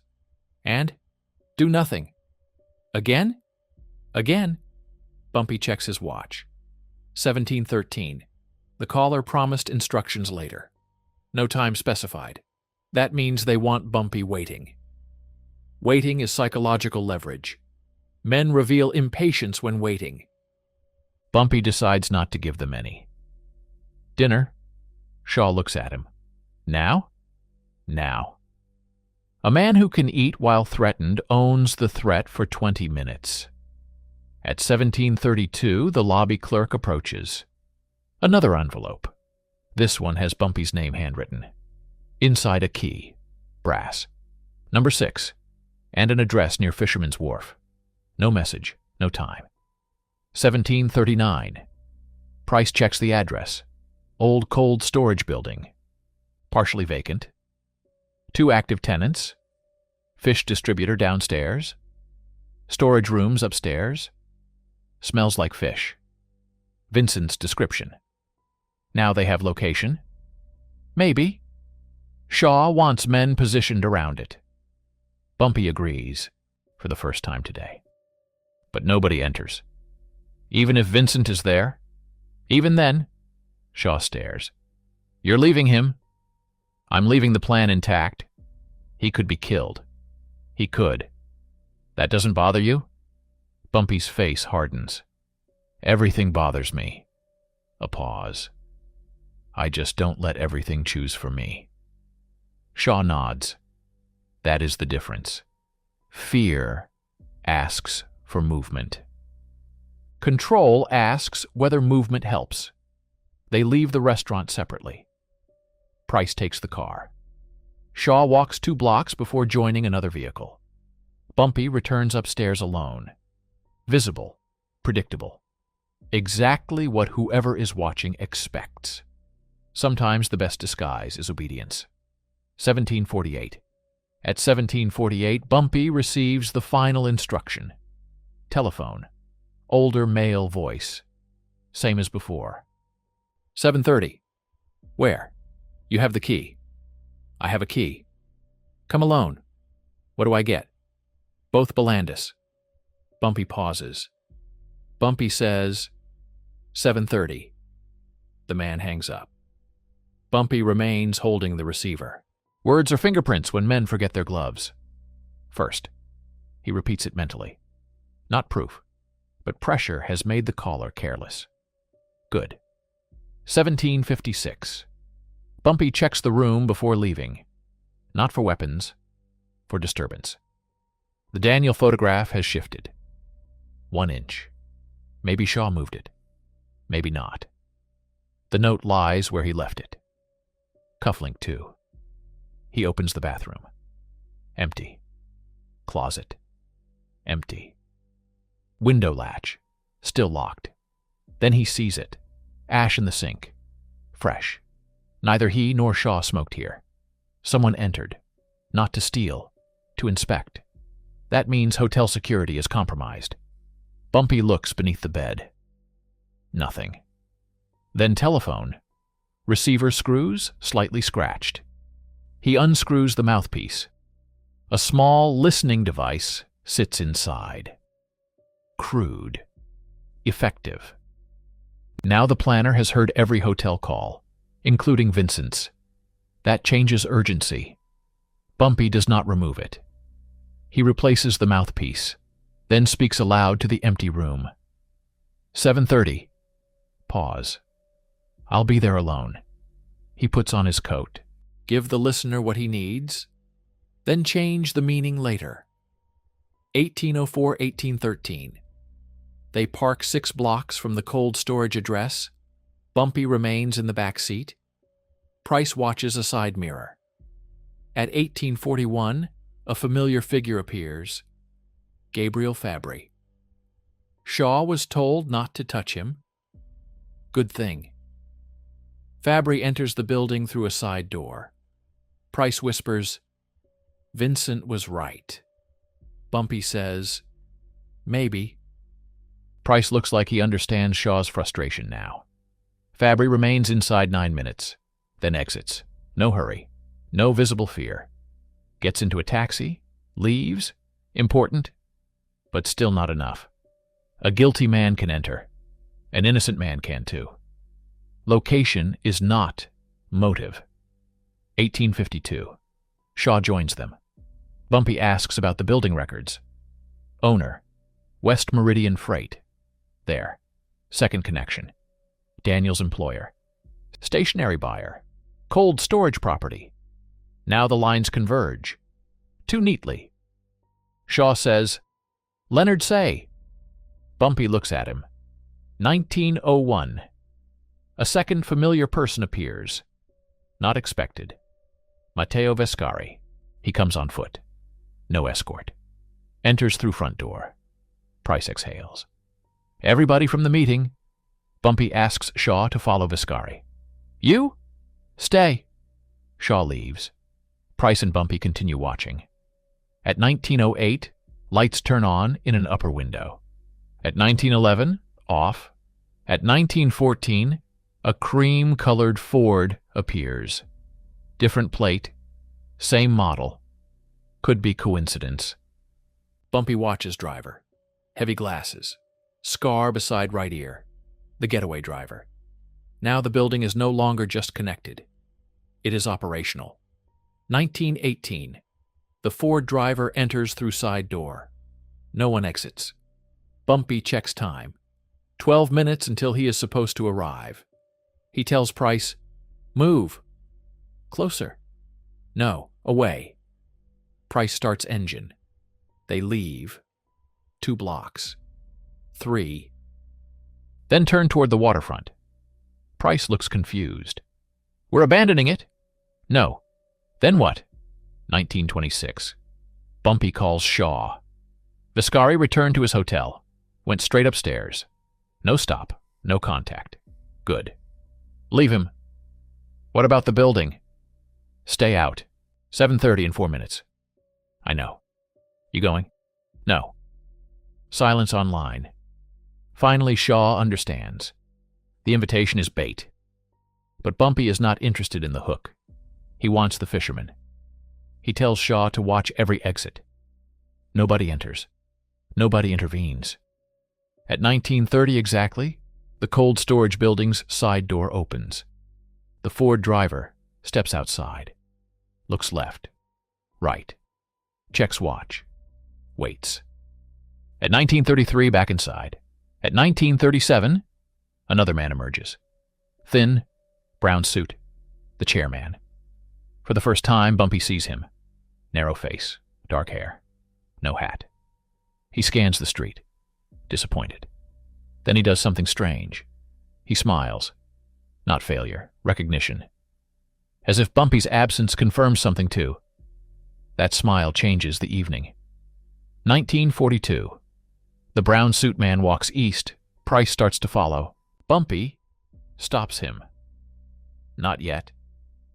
The man crosses 2 streets, enters a diner, sits by window, orders coffee. No urgency. That is wrong. If the plan depended on Bumpy entering at 19:30, the planner should now adjust. Instead, the messenger relaxes, meaning the building may never have been the real trap. It was a test. Would Bumpy follow instructions? Would he come alone? Would he chase Vincent? Would he reveal how he responds to leverage? The entire day may be measurement. Bumpy feels the shape of something larger. Not a simple assassination? Not simple territorial war? Somebody is studying decision-making, feeding stimuli, watching reaction. Chair, gun, missing brother, locker, kidnapping, invitation. Each event asks Bumpy a question. How fast do you move? Who do you trust? Who do you punish? What makes you break pattern? This is not revenge. It is calibration. 1951. Price asks, what do we do with brown suit? Follow now. They move. The man leaves the diner at 20:03. Walks 6 blocks. Uses a payphone. Bumpy and Price stay across the street. Call lasts 40 seconds. Then the man tears a page from a small notebook. Burns it with a match, drops ash into gutter. Professional. He enters a taxi. Price follows at distance. Taxi heads west, away from water. That matters. 20 minutes later, it stops outside a modest apartment building. Brown suit enters. No guard. No suspicious car. Maybe home. Maybe another stage. Price notes address. Bumpy says, "Do not touch him tonight." Price looks surprised. "We finally found him." "No. Why let him sleep?" "Because tomorrow he'll wake up believing we didn't." Bumpy looks at the apartment windows. Fear makes men destroy evidence. Confidence makes them use it. Sometimes the safest suspect is the one who thinks he is still invisible. 2019. Shaw calls from the waterfront. The cold storage building emptied. Ford driver left. 2 unknown men left. No Vincent, no Daniel, no sign of prisoners. The fish company remained active throughout. 1 refrigerated truck departed at 20:06. Shaw followed briefly. Normal delivery route. So Vincent was likely never there. Or removed earlier. Bumpy asks about the key. Shaw checked after the building cleared. Key number 6 opened a small upstairs office. Inside, 1 chair, 1 telephone, nothing else. No restraints.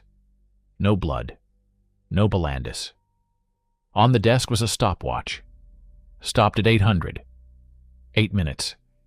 The exact duration from Vincent's first strike to his escape. Bumpy becomes completely still. There it is. Not imagined.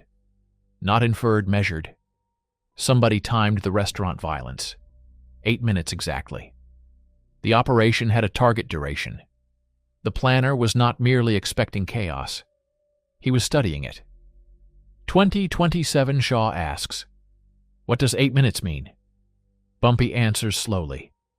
"It means they knew when the exit would open." The fake police shout, "Yes." "Car waiting." "Yes." "Gun drawn." "Yes." Shaw goes quiet. So the fight wasn't supposed to keep going. No. Why 8? Bumpy looks through the windshield. Because after 8 minutes, somebody had what they wanted. What? That's what we don't know. Maybe photographs, maybe witnesses, maybe a gunshot, maybe reputational damage, maybe identification of Bumpy's reflexes. Whatever the objective, the stopwatch turns the brawl into a controlled experiment. That is worse than a spontaneous attack. Spontaneous anger ends when anger ends. Experiments repeat until they produce useful data. Bumpy says, "Take the stopwatch." Shaw already has. Anything else? One thing. What? A piece of paper beneath the telephone. Single typed sentence. Shaw reads it aloud. He stopped the gun. 2035. Bumpy closes his eyes for half a second. That sentence is more important than everything else. He stopped the gun. Not Gallo drew. Not Vincent escaped. Not Johnson was struck. The observed variable was Bumpy's intervention. Someone wanted to know whether he would prevent retaliation. Why? Because that predicts behavior in a larger confrontation. The chair was not meant to humiliate him. Humiliation was bait. The real test was restraint. Would Bumpy allow his men to kill someone who publicly attacked him? He did not. Now the planner knows. Shaw says, "They were testing you." "Yes." "For what?" Bumpy looks toward the city lights. "That's the next question." "And Vincent?" "Still part of it." "How?" "Because tests use tools." A pause. And tools get discarded. Bumpy checks the time. 2035. Somewhere in San Francisco, Vincent Belandi is alive or dead. Daniel may be alive or may never have called, and someone now knows how Bumpy behaves under public insult. 2044. They return to the hotel by separate routes. Bumpy enters last. The listening device remains in the phone. Good. He speaks loudly enough for it. Vincent's dead. Shaw looks at him. Does not react. Understands. Bumpy continues. Nothing else to do tonight. He removes his coat. Tomorrow we go home. Silence. Then he writes on hotel stationery and slides it to Shaw. Watch the brown suit. Shaw nods. Bumpy writes another line. Watch Fabry. Then a third. Tell no one Daniel may be alive. He burns the paper in the ashtray. The bug listens. Let it. Disinformation is not lying. It is choosing which truth arrives late. 2052 Price calls from the apartment building. Brown suit man left again. Walking. No coat change. No bag. He went 3 blocks to a bakery. Bought bread. Then to a liquor store. Whiskey. Now back home. Normal. Too normal. Bumpy asks one thing. Anyone visit? No. Anyone watching? Maybe one sedan. Plate? Price gives it. Shaw runs it. Registered to West Meridian Freight. Again. Same company. Now the connection is heavy enough to carry weight. But Bumpy still refuses conclusion. West Meridian may be guilty. Or somebody is using its vehicles openly because they want it blamed. The cleaner the trail, the dirtier the intent. Shaw says, at some point, evidence is evidence. Yes. When? When it survives motive. Bumpy looks at the bay. What does West Meridian gain if I kill Vincent? Shaw thinks. A war. Between who? Belandi people and you. I don't have a San Francisco crew. Shaw stops. Exactly. A war with whom? The expected retaliation does not fit geography, unless Bumpy is not the real side being provoked. 2101. That thought changes everything. Bumpy stands. Vincent hitting me wasn't meant to start a war with me. Shaw looks up. Then what? It was meant to make somebody else act. Gallo? Maybe. Viscari? Maybe. Who? Bumpy walks toward the map. If Gallo shoots Vincent, Belandi family blames, not Bumpy alone. They blame the table, particularly the man whose crew carried the weapon. Gallo. Gallo's trucking interests overlap West Meridian. There. A business conflict, hidden beneath personal violence. But still not enough. Bumpy asks Shaw about Gallo's recent disputes. Shaw makes calls. At 2119, answer arrives. Gallo's union men have been blocking West Meridian trucks for 6 weeks. Money. Now motive begins breathing. But motives multiply. One is never enough. 2123. If Vincent dies by Gallo's gun, Belandi retaliation hits Gallo. Gallo hits back. Waterfront trucking fractures. West Meridian benefits. Simple. Too simple. Bumpy sees another layer. Why involve himself? Better. His name is being used as gasoline, not target. Catalyst. That is more insulting than the chair. The chair bruised bone. Using his reputation tries to turn decades of authority into somebody else's match. Bumpy sits. This still doesn't explain Daniel. Shaw agrees. Daniel is the emotional trigger. But why Daniel? Because he knew something? Because he was convenient? Because he chose it? The missing man remains center. 2131. Another call. This one comes to the bugged hotel phone. Bumpy answers. No voice. Then a recording plays. Vincent. You killed him. Pause. You killed him. Same phrase repeated. Then sound of chair striking something. Once, twice, then gunshot. The recording ends. No caller. Bumpy hangs up. Shaw's face is pale. They recorded the restaurant. Yes. From where? Bumpy looks at the lowered lamp. Microphone. Of course, the lamp was not lowered only for glare. It brought a hidden microphone closer to the table. Now the room makes complete sense. Chair delivered, lamp altered, audio recorded, gun reaction measured, escape timed.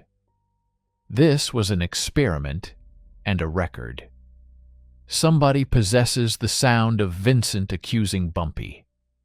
Sound of violence. Possibly a gunshot added later. Enough to create a false story for anyone who never saw the room. Paper is colder than steel. Recording is colder than memory. People trust machines because machines cannot blush. Machines can still lie. 2139 Bumpy tells Shaw to return to Bell and anchor. Now? Yes? Find the lamp. What am I looking for? Anything that shouldn't be there. Shaw leaves. Bumpy remains with Price. The phone bug listens. Bumpy says aloud, "Book 2 tickets to New York." Price plays along. Morning? First flight. They talk for 3 minutes about departure. Routes. Luggage. Hotel checkout. All false. Then Price leaves. Bumpy sits alone. No radio. No television. Silence. He waits. At 21:58, the phone rings. Exactly as expected. Older voice. "You're leaving." Bumpy smiles slightly. There. The bug works. Who says? You did. Then you shouldn't ask. Silence. The caller realizes too late. Bumpy continues. "Tell Vincent." His brother says hello. A gamble. The caller responds too fast. Daniel can't say hello. Then stops. Bumpy has him. Not fully, but enough. 2200. Why not? Bumpy asks. The man hangs up. Bumpy keeps holding the receiver. Daniel can't say hello. Could mean dead. Could mean gagged. Could mean separated. Could be another deliberate phrase, but the speed matters. The caller reacted. Emotion broke control. For the first time, Bumpy touched something real. Daniel's status matters to him personally, not just operationally. Bumpy writes the sentence down, then destroys the paper. Shaw calls at 2217 from Bell and Anchor. He found a microphone inside the lamp base. Wire runs upstairs, ends in a small storage closet. Tape recorder gone, but one spool remains. Empty. Label handwritten. Test 1. Bumpy looks at the city. Test 1. Not the test. Not final. 1. Meaning another is planned. Maybe tomorrow. Maybe already. The chair was only the first measurement. Somewhere, somebody is preparing the second room. 2225. Shaw asks, "What do you think test 2 is?" Bumpy answers, "Something harder. Harder than being hit with a chair." "Yes." "What?" "Something that makes me choose faster." The first test measured whether Bumpy restrains his men under insult. The second may measure loyalty, fear, family, money, escape. He does not know. That is the point. A test works only when subject does not know. Variable. Bumpy looks again toward Alcatraz. Dark water. Cold distance. He thinks about Vincent. The young man believed he was avenging his brother. He was willing to die for that belief. That makes him dangerous. It also makes him useful. Not because he is brave. Because someone invested effort in shaping him. People reveal value by what they spend.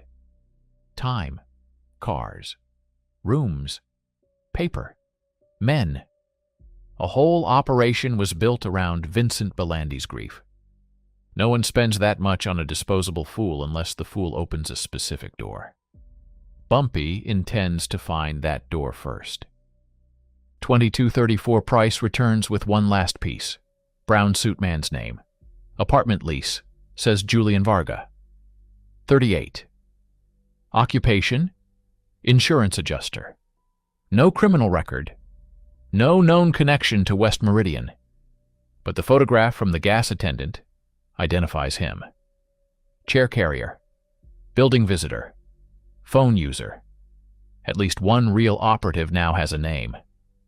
Bumpy repeats it once. Julian Varga. Then stops. Names are handles. Useful only if attached to the right object. Family? Widower. Children? One daughter. Lives Sacramento. Work? Claims office downtown. Real job? Looks real. That is interesting. Professional criminals usually hide behind employment. Professional civilians sometimes commit crimes because employment gives access. Insurance adjuster. Accidents. Damage. Claims. Timing. Observation. A man trained to reconstruct events. Bumpy looks at Price. Do not pick him up. Price sighs. Figured. Tomorrow he goes to work. You sure? No. Bumpy looks toward the window. But I want to know if he thinks today was just another claim.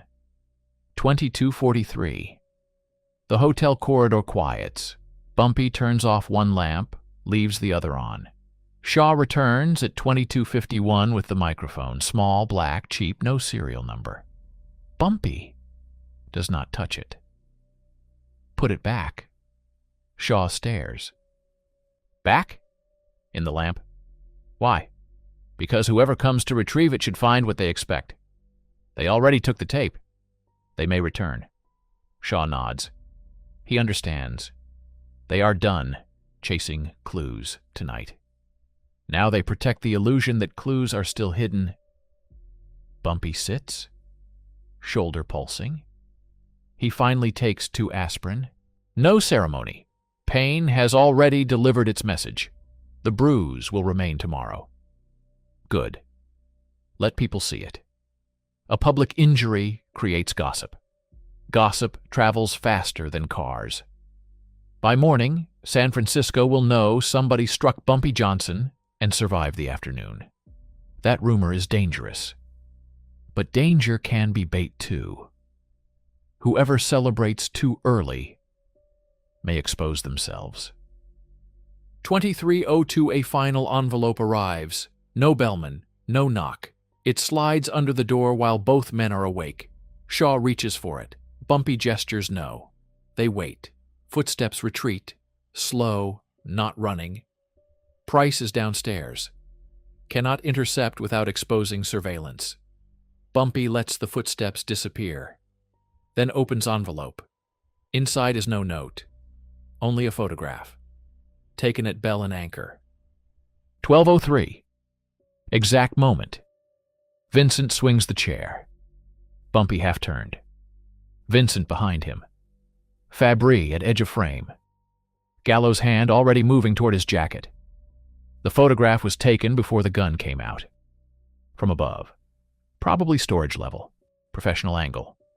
On the back typed, "You saved the wrong man." Shaw reads it twice. Vincent? Bumpy studies the image. Maybe. Maybe Gallo. Maybe himself. Wrong man.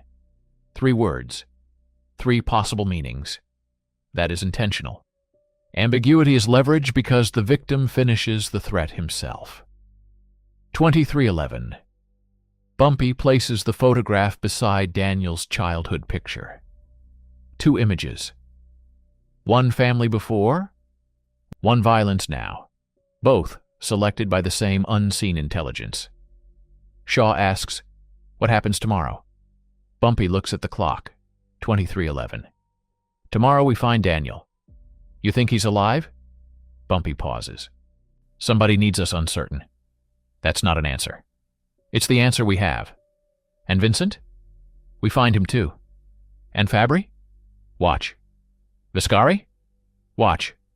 West Meridian? Watch. Varga? Watch. Shaw shakes his head. That's a lot of watching. Bumpy stands. No. He turns off the lamp. It's one thing.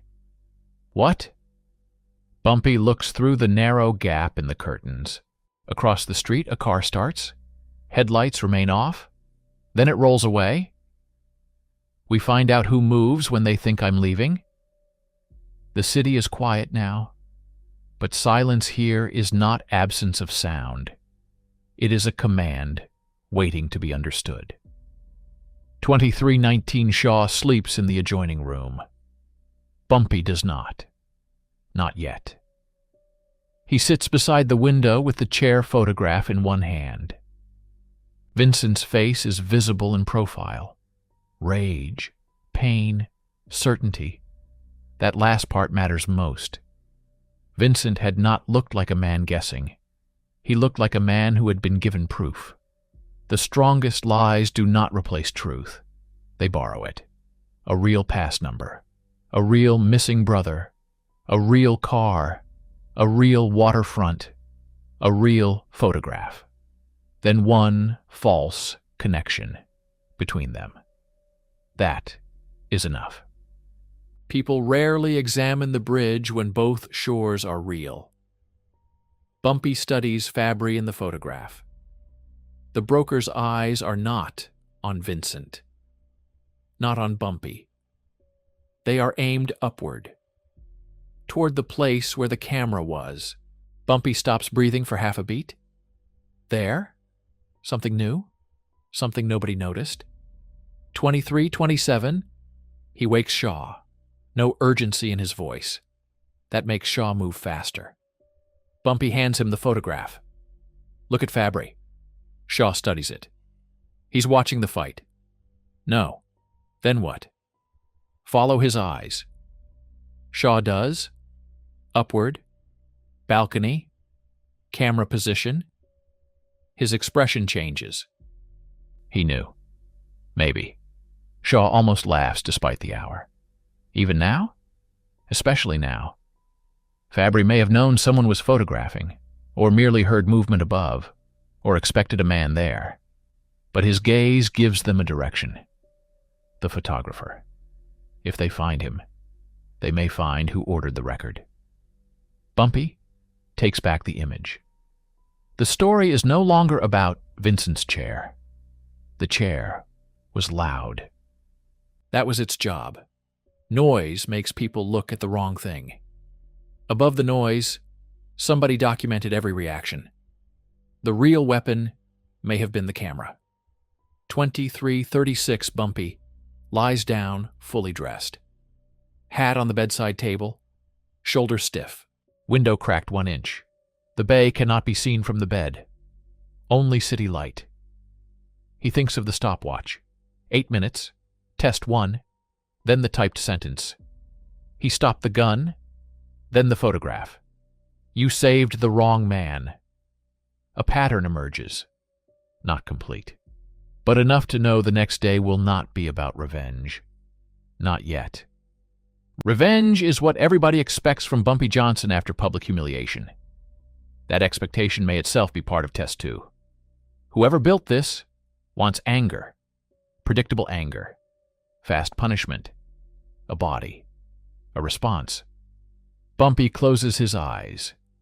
He will give them none of those tonight. Control is not doing nothing.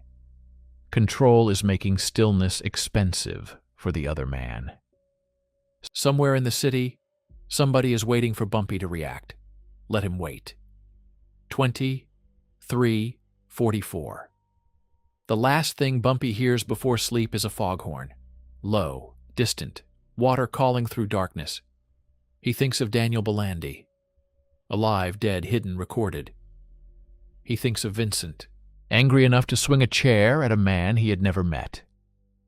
He thinks of Fabry, looking upward. He thinks of Julian Varga carrying oak through a city, where nobody thought to ask why a man needed a chair at noon. And he thinks of the person above all of them, The one who planned time. 11:44. 12:03. 12:05. 12:11. 8 minutes. A man who understands timing is dangerous. A man who believes he understands Bumpy's timing is worse. Before sleep finally takes him, Bumpy decides one thing. Tomorrow, he will stop following the schedule. He will make somebody else keep time.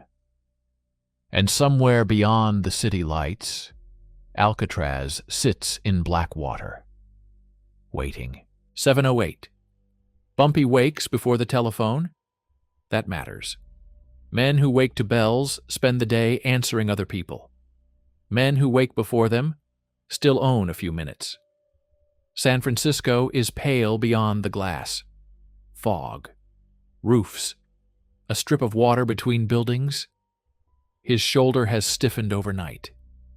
Purple beneath the shirt. Pain when he lifts his arm. The chair left evidence. Evidence creates expectation. By breakfast, half the waterfront will know Vincent Belandi struck Bumpy Johnson and lived through the night. That rumor is useful. Bumpy buttons his shirt. Shaw enters carrying coffee and 3 newspapers. None mention the fight. Good. Public silence. Private noise. Bumpy takes the coffee. Varga? Went to work. Bumpy looks up. On time? 7 minutes early. A man who carries a weapon into a trap one day and punches a clock the next is either disciplined or very afraid. 7:16. Julian Varga works on the 4th floor of Continental Claims, insurance, fire, cargo, accidents, missing shipments, damage translated into numbers. Bumpy studies the building from a cafe across the street. Shaw sits opposite him. Why not grab him? Because he thinks we don't know him. We know he carried the chair. Yes. Talked to the getaway driver. Yes. Entered the cold storage building. Yes. Shaw waits. Bumpy drinks coffee. That makes him useful. For questioning. For movement. People tell the truth with feet before mouths. A frightened man runs. A confident man follows routine. A controlled man waits for instructions. At 8:14, Varga leaves his office carrying a claims folder. Too early for lunch. Too late for arrival. Bumpy puts down his cup. There. Shaw turns. Varga crosses the street. No hurry. No looking back. Bumpy smiles faintly. He got his instructions. 8:22. They follow at distance. Varga takes a streetcar, gets off near Union Square, enters a photography shop, leaves 6 minutes later with nothing visible. Then a stationery store. Then a bank. Ordinary errands. That is what makes them interesting. At the bank, Varga enters through the main doors. Shaw watches the clock. 10 minutes, 15, 20. Safe deposit box? Maybe. When Varga emerges, his claims folder is thinner. Bumpy notices. Shaw does too. Something stayed inside. Or something left. They do not follow Varga farther. Instead, Bumpy enters the bank. Not to demand records. Banks protect secrets better when threatened. He asks for the manager, introduces himself politely, then asks one strange question. Does Mr. Varga come here every Thursday? The manager hesitates. Today is Thursday. That hesitation answers enough. Routine. Same bank. Same day. Somebody has been using Varga longer than 1 week. The chair was not his first job. 8:31. Outside, Shaw asks what they gained. Pattern. That's it? That's enough. They return to the photography shop.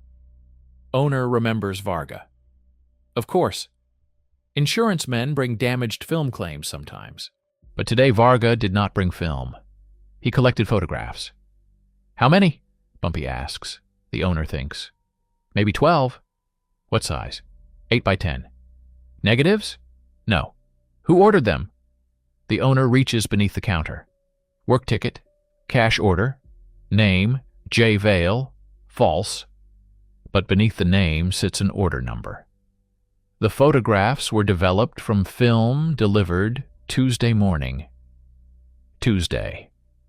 Before the restaurant fight. Bumpy looks at Shaw. The camera was prepared before the chair ever swung? Can you remember the pictures? Bumpy asks. The owner nods. Mostly people. What people? Men entering buildings. A pause. And you. Now the operation becomes older than the fight. 8:39. The photographer remembers one image clearly. Bumpy leaving his hotel. Another shows Shaw entering Bell and Anchor. Another shows Raymond Gallo near a union office.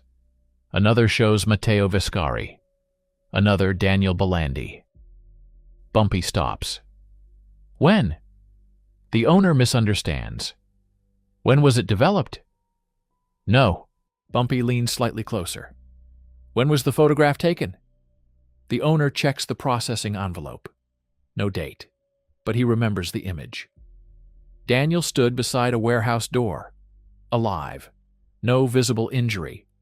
A newspaper vending box appears behind him. Front page partially visible. Shaw asks which headline.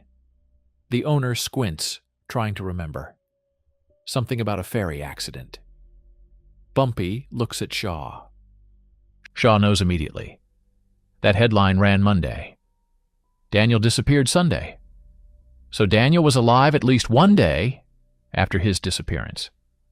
Not proof he is alive now, but proof somebody staged the timeline.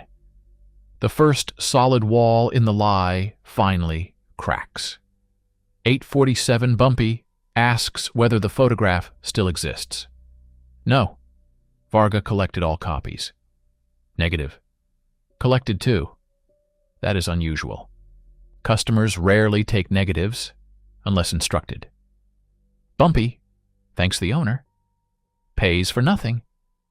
Outside, Shaw speaks first. Daniel disappeared voluntarily. Maybe. You saw the timeline. I saw a photograph. Taken Monday. Probably. Shaw exhales. Fine. Probably. Bumpy looks down the street. Daniel alive. Monday changes Vincent's attack. Someone convinced Vincent his brother had been killed before Daniel was even dead. Maybe Daniel participated. Maybe Daniel was held. Maybe the photograph itself was staged. But one fact matters. Whoever built Vincent's grief knew Daniel would remain unavailable long enough for the lie to mature. That requires control.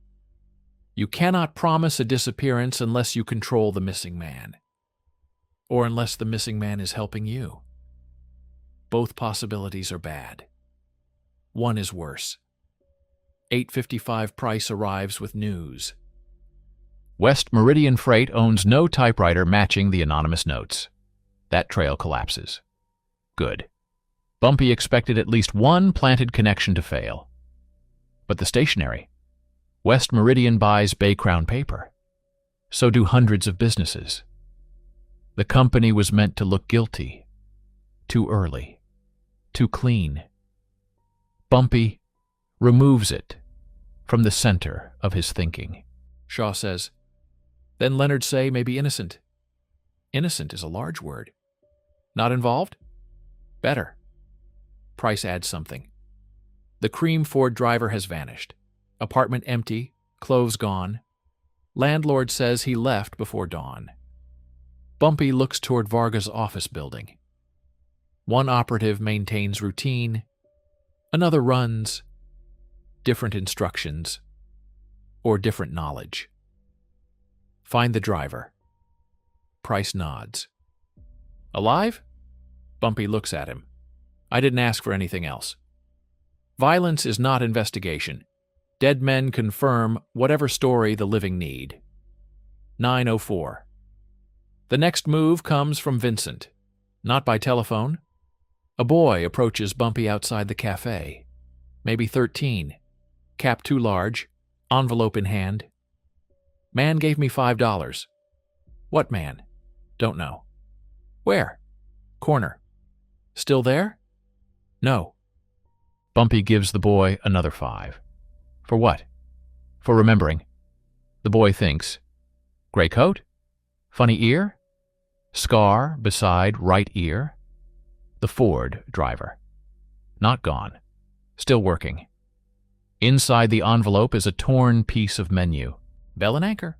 On the back, handwriting, Daniel is alive. I saw him. Below it, don't trust the photographs. Shaw reads it. That's Vincent. You know his handwriting? No. Then it's a message signed by nobody. Shaw nods. Learning.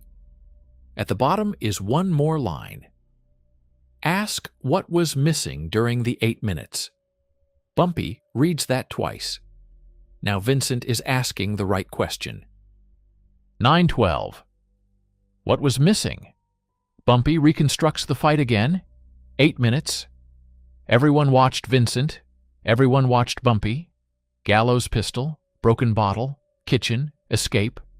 What disappeared while attention stayed on violence? Bumpy asks Shaw for the photographs of the restaurant aftermath.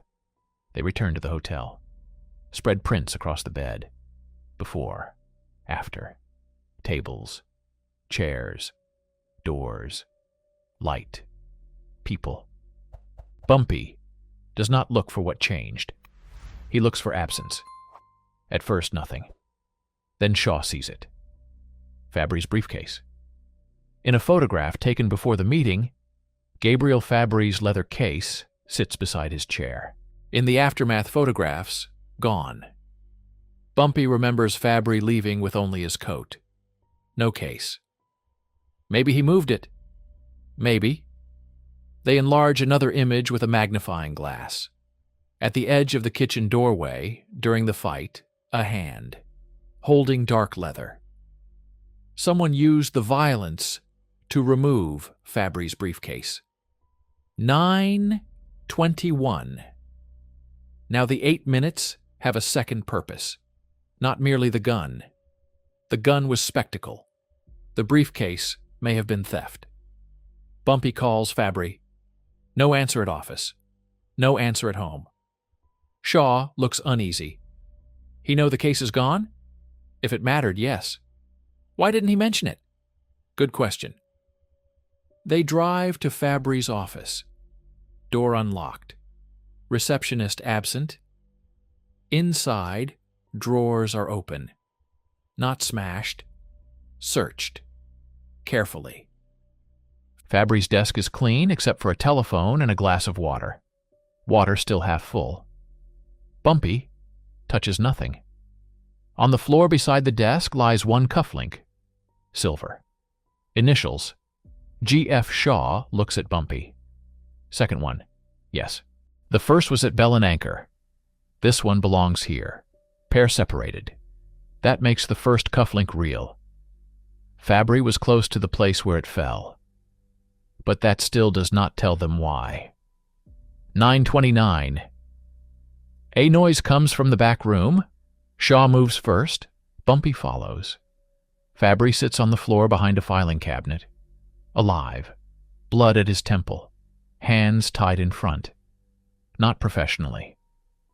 Quick work. Shaw cuts him loose. Fabry looks at Bumpy and laughs once. Now you believe me? About what? I didn't arrange that room. Bumpy crouches. Who took your briefcase?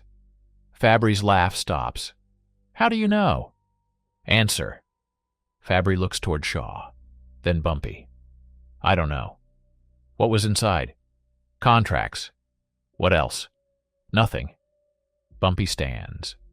Fabry says, That's the truth. Bumpy turns back. People only say that when they know the first answer wasn't. Fabry closes his eyes. There was something else. Something worth building 8 minutes of violence to steal. Now they finally have an object worth the trouble. 9:37. Fabry asks for water. Bumpy gives him none until he answers. Not cruelty. Sequence. What was in the case? Fabry looks at the floor. A ledger. What ledger? Shipping payments? Whose? Several companies. West Meridian? Yes. Gallo? Yes. Viscari? Yes. Belandi? Pause. Yes. Bumpy watches him. What made the ledger special? Fabry swallows. It wasn't about what was paid. What then? What wasn't? Silence. Certain shipments moved through the waterfront without the usual collections. No union fees, no protection, no customs interference, no questions. For almost 11 months. Someone had built a protected corridor through the port. Bumpy asks where shipments went. Fabry looks at him. East. Where east? New York. Now Bumpy understands why his name was needed. This was never only San Francisco business. Someone had built a route toward his world.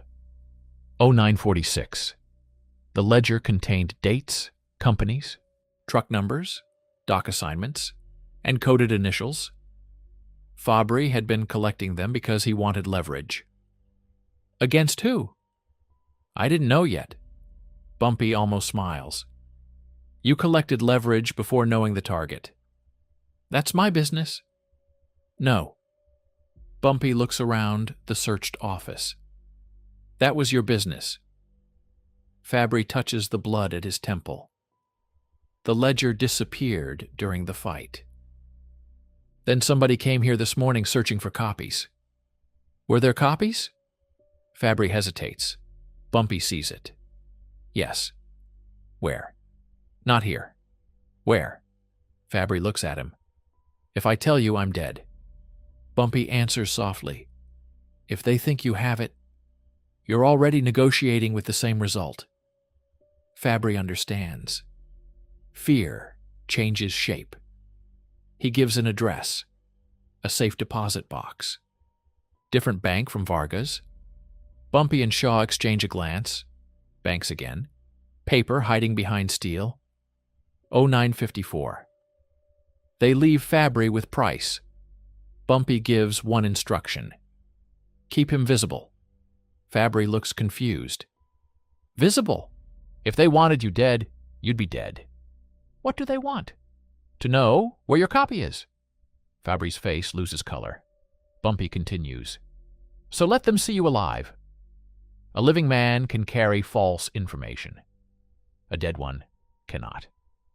Outside, Shaw asks whether they are going to the bank. No. But the copy. Somebody just beat Fabry trying to learn where it is. So? So they may be watching him. And us. Yes. Bumpy looks across the street. A parked sedan. Man inside reading a newspaper. Maybe. Maybe not. Bumpy walks in the opposite direction. We don't retrieve the copy. What do? We make somebody else think we did. Shaw smiles slightly. Now he understands the rhythm. When everybody wants the same object, possession matters less than belief. Paper is cold. Belief is colder. 10:03. They arrange a performance. Shaw enters the bank. Not the one Fabry named. A different one. He carries an empty document envelope when he leaves. Price follows him openly. Bumpy stays away. Within 11 minutes, the parked sedan moves. Good. It follows Shaw. Someone took the bait. Bumpy follows the follower. 3 layers. That is enough to make a city feel small. The sedan travels south, then west, then abruptly changes direction. Driver knows he is being followed. Professional. Bumpy tells his driver to drop back. Do not chase. Chasing announces value. The sedan eventually enters an underground garage beneath an office building. Bumpy notes address. Shaw later checks tenant list. Lawyers, accountants, import brokers, one insurance office, Continental Claims, Julian Varga's employer.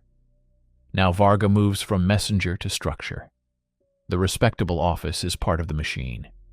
Or someone wants it to look that way. Still maybe. Always maybe. 10:12.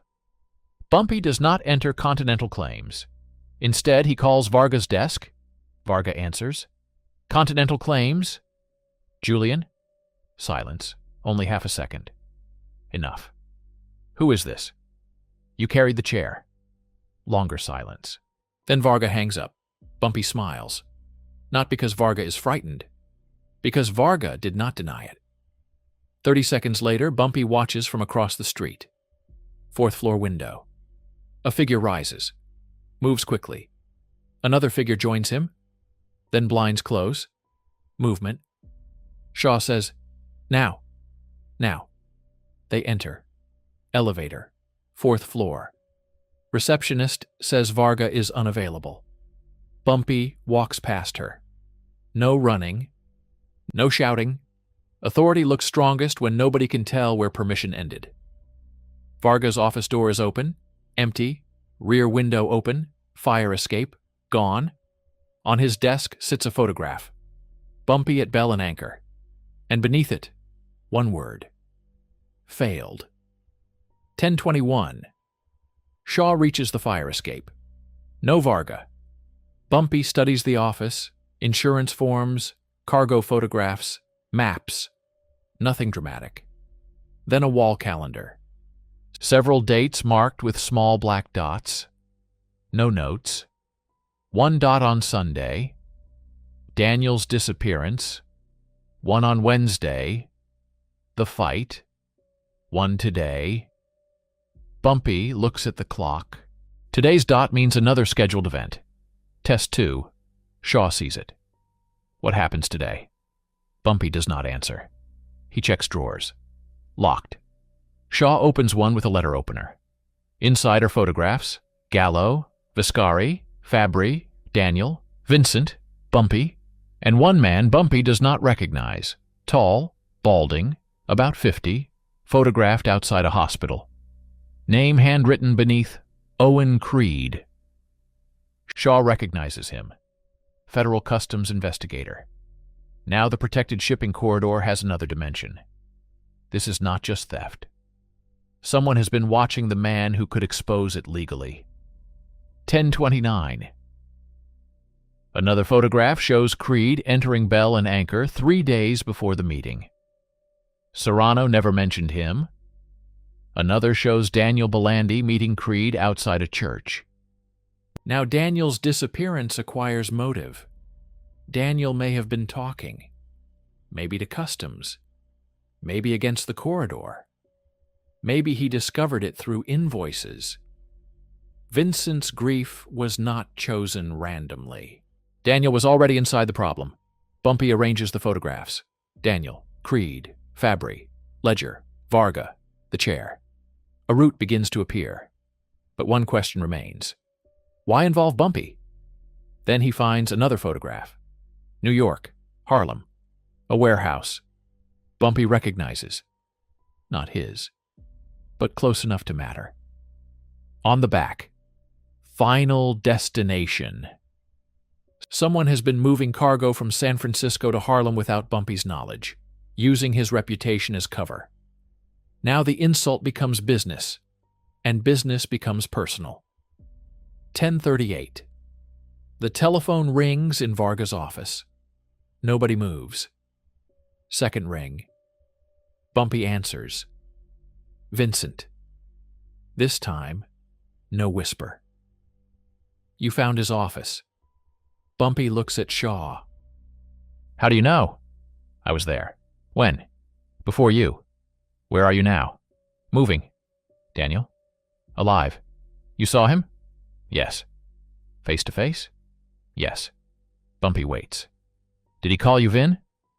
Vincent goes silent, then laughs weakly. You really don't trust anything. Trust comes after proof. He's alive. Good. He told me everything. Bumpy's eyes narrow. What is everything? Vincent breathes, then says, The chair wasn't meant for you. Bumpy does not move. What? It was meant for me. The line crackles. Vincent continues. I was supposed to die in that restaurant. That confirms one part. But his next sentence changes another. And Daniel knew. 10:46.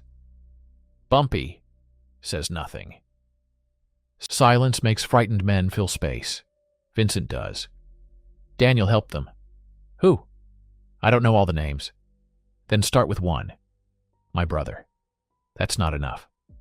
He gave them my routines, where I drank, who I listened to, what would make me angry. Bumpy looks at Daniel's photograph. Vincent continues. They told him nobody would die. Did he believe them? I don't know. Ask him. I can't. Why? A pause. He ran. Now Daniel is alive, complicit, and missing again. The story changes without becoming simpler. Bumpy asks why Daniel participated. Vincent answers. They had something on him. What? He wouldn't say. Then how do you know? He was scared. Fear is not evidence, but fear is rarely meaningless. Bumpy asks where Vincent met Daniel. Vincent starts to answer, then stops. A car horn sounds on his end. Two short, one long, signal. Vincent says, I have to go. Don't. Too late. Line dead. 10:54. Bumpy puts down the receiver. Shaw asks, Daniel set up his own brother? Partly. Why? Don't know. Blackmail. Maybe. Shaw points to the photographs. Shipping corridor, customs investigator, ledger. Daniel finds something, they pressure him. He helps set up Vincent. Possible. Then Vincent attacks you. Gallo kills him. Everybody looks at the fight while the ledger disappears. Yes. That's the plot. No. Shaw stops. Bumpy points to the calendar. Today. The second black dot. If Wednesday solved their problem, why schedule Thursday? Shaw looks at the mark. Because Wednesday was only test one. Something remains. The stolen ledger, the copy, Owen Creed, Daniel. Maybe all four. Bumpy looks again at Creed's photograph. Federal Customs investigator. A man who turns cargo into cases, paper into prison. Bumpy knows suddenly what he needs to check. Find Creed. Shaw reaches for the phone. 11:03. Owen Creed did not report to work. First time in 7 years without calling. His wife says he left home early. Said he had a meeting. Would not say where. Bumpy asks what he wore. Dark suit? Gray tie? Car? No. Taxi? Destination unknown? The second test is moving. Bumpy looks at the calendar dot. Then at the photographs. Creed is not merely another target. He is the legal endpoint. If he receives Fabry's ledger, the shipping corridor dies. If he disappears, the corridor survives. Bumpy asks Shaw, what would make Creed meet somebody alone? Evidence. What evidence? The ledger. Exactly. Someone may use the stolen ledger to lure Creed. Same structure as Vincent. Real object. False context. Controlled meeting. Bumpy checks his watch. The day is already in motion. He does not know where Creed is, but somebody does. And somewhere, a second room may already be arranged. 11:12. They return to Fabry. He is furious. Someone called. Who? Creed. Bumpy stops. What did he want? The copy. When? 10 minutes ago. Did you speak to him? Yes. What did he say? Fabry repeats it. Creed claimed he had the original ledger. Wanted Fabry's copy to compare entries. Meeting at noon, private location. Bumpy asks where. Fabry gives an address. an abandoned maritime office near the piers. Again water. Again an isolated room. Again noon. Bumpy looks at Shaw. The pattern is repeating. Different men, same architecture, a valuable object, a frightened participant, a neutral-looking meeting, a precise time. Test 2. Fabry says. Creed sounded normal. Bumpy asks one question. What does Creed call you? Fabry blinks. What? Gabriel? Gabe? Mr. Fabry? Gabe. What did he call you on the phone? Fabry's face changes. Gabriel. Not Creed. Another voice. Another imitation. Same method. 11:20 Bumpy tells Fabry to make the meeting. Fabry stares. You just said it's fake. Yes. And you want me there? No. Then they need to see someone arrive. Shaw understands. A decoy. But Bumpy does not use Fabry. He uses an empty car. At 11:53, Fabry's sedan approaches the maritime office.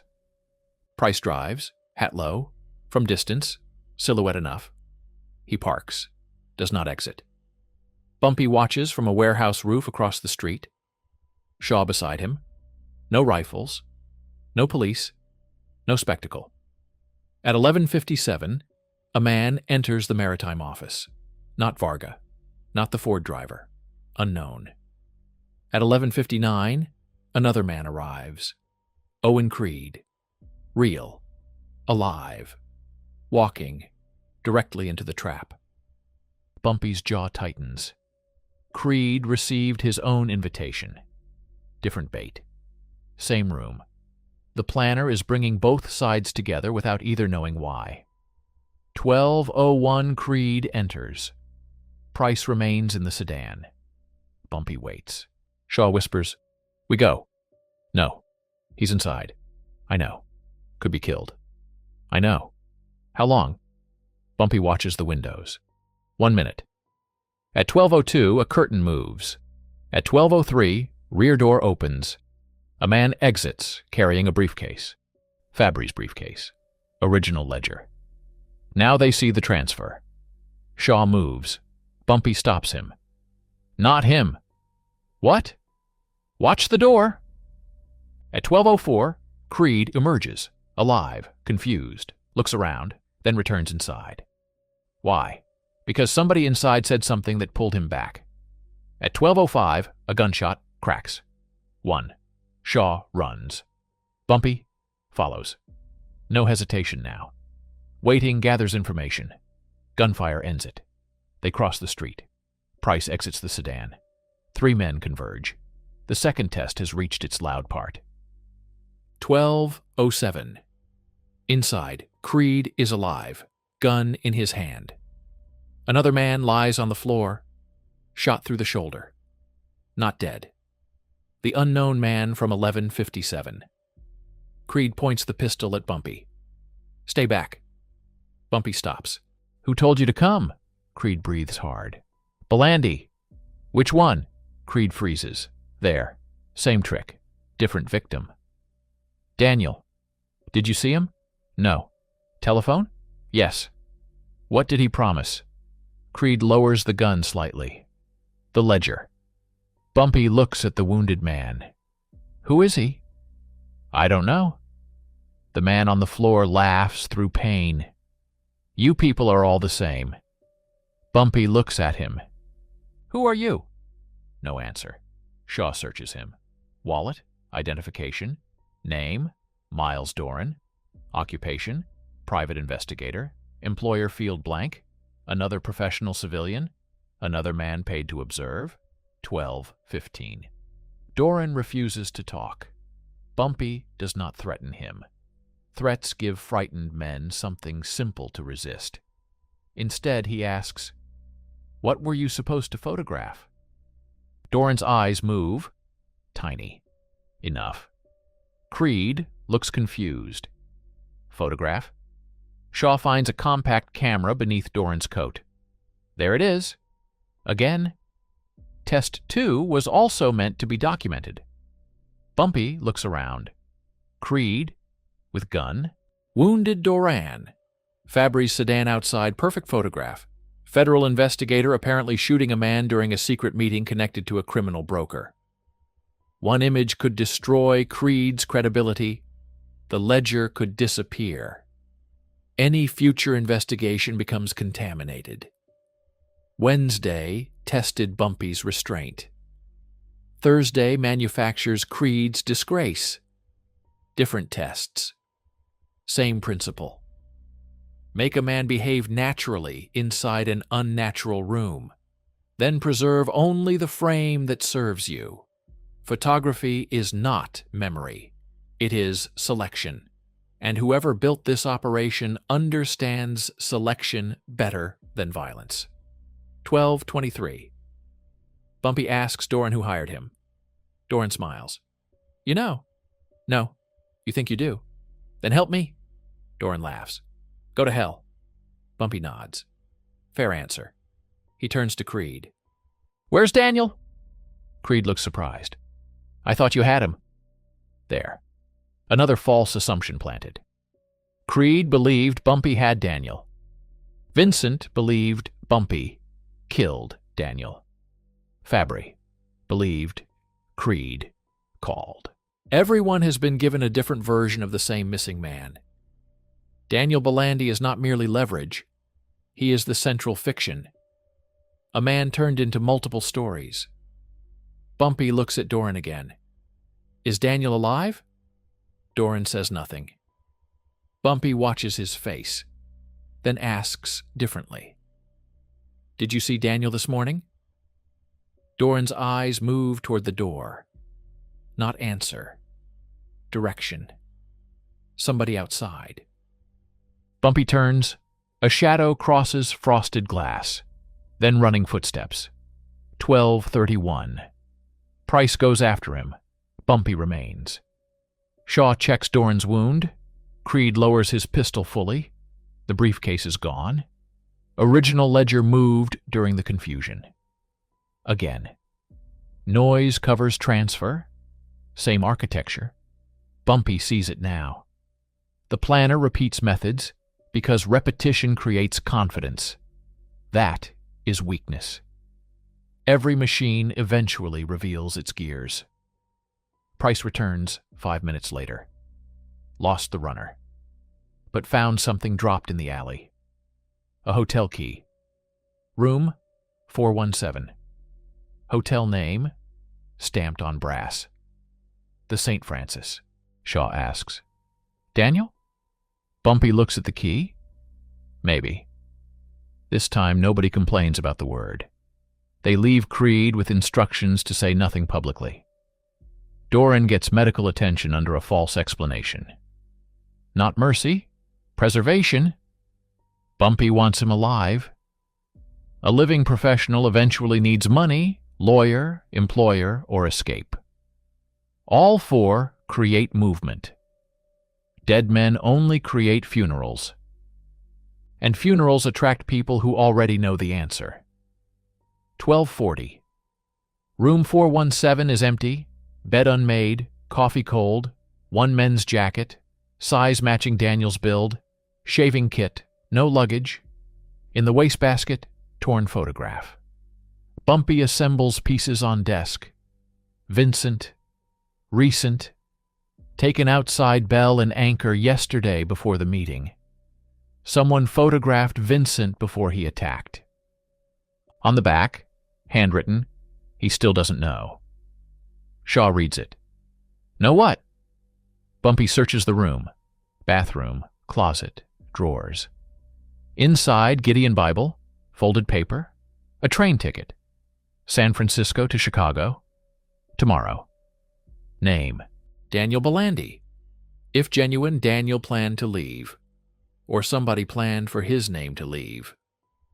Bumpy looks at the jacket. Pocket. Matchbook from the Mariner. Daniel had contact with the club. Maybe before Vincent's Sunday call. Brothers moving through the same places. One knowing, one manipulated.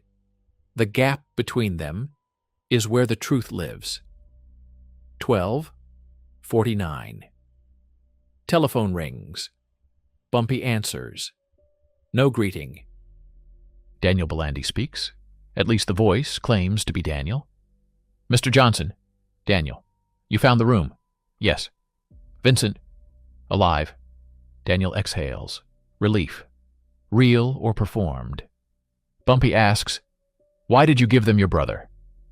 Silence. Long. Then, I didn't know they'd kill him. They didn't.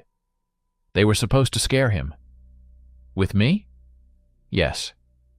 Why me? Daniel's breathing changes. Because you weren't supposed to be here. Bumpy looks at Shaw. What does that mean? The meeting was supposed to happen without you. Who changed it? I don't know. Wrong answer. I swear. Swearing is what men do when facts are expensive. Daniel whispers, someone changed the plan after I agreed. Now there were two plans, original, then revised. Bumpy was inserted later. That changes the hierarchy again. 12:57. Daniel continues. He discovered the protected shipping corridor months ago. At first he skimmed money from it, small amounts, then larger. Somebody noticed. Instead of killing him, they recruited him. He supplied schedules, names, weak points. Daniel thought it was smuggling. Nothing more. Then Owen Creed started asking questions. Fabry built his ledger. The operation needed both neutralized. Daniel was ordered to disappear temporarily. Vincent would be frightened. Used as pressure against Gallo. But Bumpy's arrival changed everything. Who ordered you? Bumpy asks. Daniel is silent. Name? I never met him. Then who gave instructions? Varga. Finally. Julian Varga was not merely chair carrier. He was Daniel's handler. Where is Varga? I don't know. Where are you? Daniel breathes. I can't tell you. Then why call? Because Vincent found me. Bumpy's expression changes. When? 20 minutes ago. 13:05. Where is he now? Daniel answers immediately. Looking for Varga. That is bad. Vincent is still angry. Now anger has a real target. A man who manipulated him. A man who helped arrange his death. Shaw sees Bumpy's face. Understands enough.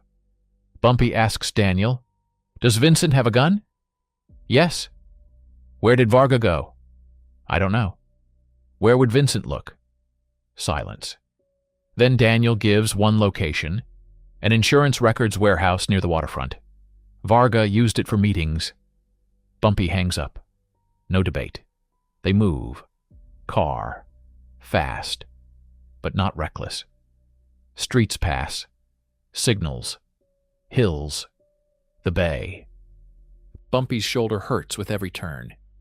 He ignores it. The story has finally produced a simple danger. Vincent wants revenge. Simple dangers are often the hardest, because no puzzle remains inside the person pulling the trigger. Only emotion. And emotion does not wait for evidence. 13:14. They reach the records warehouse. Front door open. Bad sign. Inside, rows of boxes. Insurance claims stacked 20 feet high. Fire. Cargo. Death. Loss cataloged in cardboard. A perfect place for Varga. A man who turned human behavior into claims. Bumpy hears voices. Vincent. Shouting. Then Varga. Calm. Too calm. Bumpy moves between shelves. Shaw behind. They see them through a gap. Vincent holds a pistol. Varga stands 10 feet away. Hands visible. No fear. You killed Daniel. No. You tried to kill me. No. You put that chair there. Yes. First, clean admission. Vincent's hand shakes. Varga continues. You picked it up. That sentence stops him. Responsibility returned like a blade. Bumpy watches. Varga is not pleading. He is still testing. Even now, watching whether Vincent fires. 13:22. Vincent raises the gun. Bumpy steps into view. Don't. Vincent turns. For one dangerous second, pistol points at Bumpy, then lowers slightly. You followed me? No. Daniel told you. Yes. Vincent laughs bitterly. Everybody tells you everything. Eventually. Varga looks at Bumpy. First time they meet face to face. No photograph, no distance, no chair between them. Varga is smaller than expected. Ordinary. That is often how machinery looks when casing comes off. Bumpy asks, "Who hired you?" Varga smiles. "You already know." "No." "You think it's Saye?" "No." "Fabry?" "No." "Then you're better than they said." Bumpy ignores the compliment. "Name." Varga looks at Vincent, then Bumpy. "You stop guns." The same phrase. Not typed now. Spoken. Confirmation. Varga knows the tests. Maybe designed them. Maybe only administered them. 13:30. Bumpy steps closer. "Who is they?" Varga says nothing. Vincent lifts the gun again. "Tell him." Varga looks almost amused. "You still think he's protecting you?" Vincent's jaw tightens. "He stopped Gallo." "Yes." "Saved my life." Varga nods. "And what do you think happens after you're useful?" Bumpy watches Vincent absorb it. Varga is trying to redirect anger again. Same method, different target. Bumpy says, "Vincent." No response. "Look at me." Vincent does. "You were lied to once because you wanted certainty." A pause. "Don't buy it twice." Vincent's gun lowers 1 inch. Varga's smile disappears. There. First real fear. Not of the pistol. Of losing control. Manipulators fear hesitation because hesitation creates room for another voice. Bumpy uses it. "Put the gun down." Vincent looks at Varga, then Bumpy, then slowly lowers it. Not surrender. Delay. Enough. 13:38 Shaw moves toward Varga. Varga suddenly reaches inside his jacket. Vincent reacts. Bumpy reacts faster. Not gun. Envelope. Varga pulls it out and throws it toward a nearby furnace opening. Shaw catches him. Bumpy catches envelope before flame. Varga fights now. Real fear. Price enters from rear and helps restrain him. Vincent watches. Bumpy opens envelope. Inside are 3 photographs. First, Daniel meeting Owen Creed. Second, Fabry carrying the ledger. Third, Bumpy at Bell and Anchor after the chair strike. On the back of Bumpy's photograph, Subject B, restraint, confirmed. Subject B, not test 1. Bumpy is one subject among others. He turns Daniel's photograph. Subject A, compliance confirmed. Fabry. Subject C, self-preservation confirmed. Human beings reduced to behaviors. Somebody has been building profiles, not just committing crimes. Studying how each man can be controlled. 13:46. Bumpy looks at Varga. What comes after C? Varga says nothing. Bumpy holds the photographs. Who is D?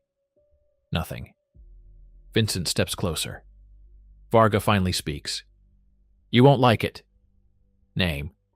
Varga smiles through a split lip. Raymond Gallo. Bumpy expected that. What test? Varga looks at the warehouse floor. Loyalty. To who? Silence. Bumpy understands before answer. Gallo's men. Union. Trucking routes. The corridor. If Gallo can be made to choose between his people and his position, the waterfront opens. But why Bumpy? Subject B, restraint. Someone needed to know whether Bumpy would intervene when violence began, because the final event requires him present, not as target, as predictable stabilizer.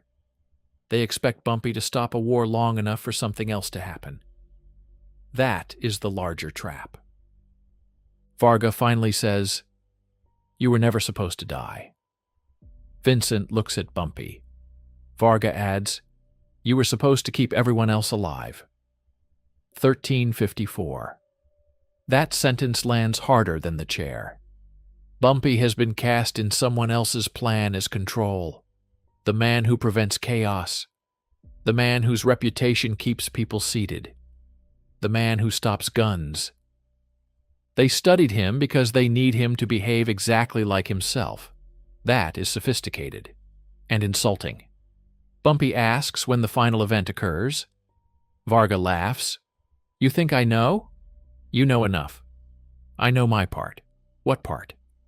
"Observe, record, report." "To who?" No answer. Vincent steps forward. Bumpy stops him with one hand. Not because Varga deserves protection, because answers still have value. Bumpy asks, "Where do you report?" Varga looks toward the envelope. Bumpy searches it again. Nothing. Then Shaw checks Varga's pockets. Wallet, keys, coins, one ferry ticket. Tonight, private charter. Departure from Pier 33. Destination not printed. Now water returns, not as planted clue, as appointment. 1403. Bumpy takes the ticket. Varga's expression finally breaks. Small, but real. That ticket matters. "Who will be there?" Varga says nothing. "Daniel?" Nothing. "Gallo?" Nothing.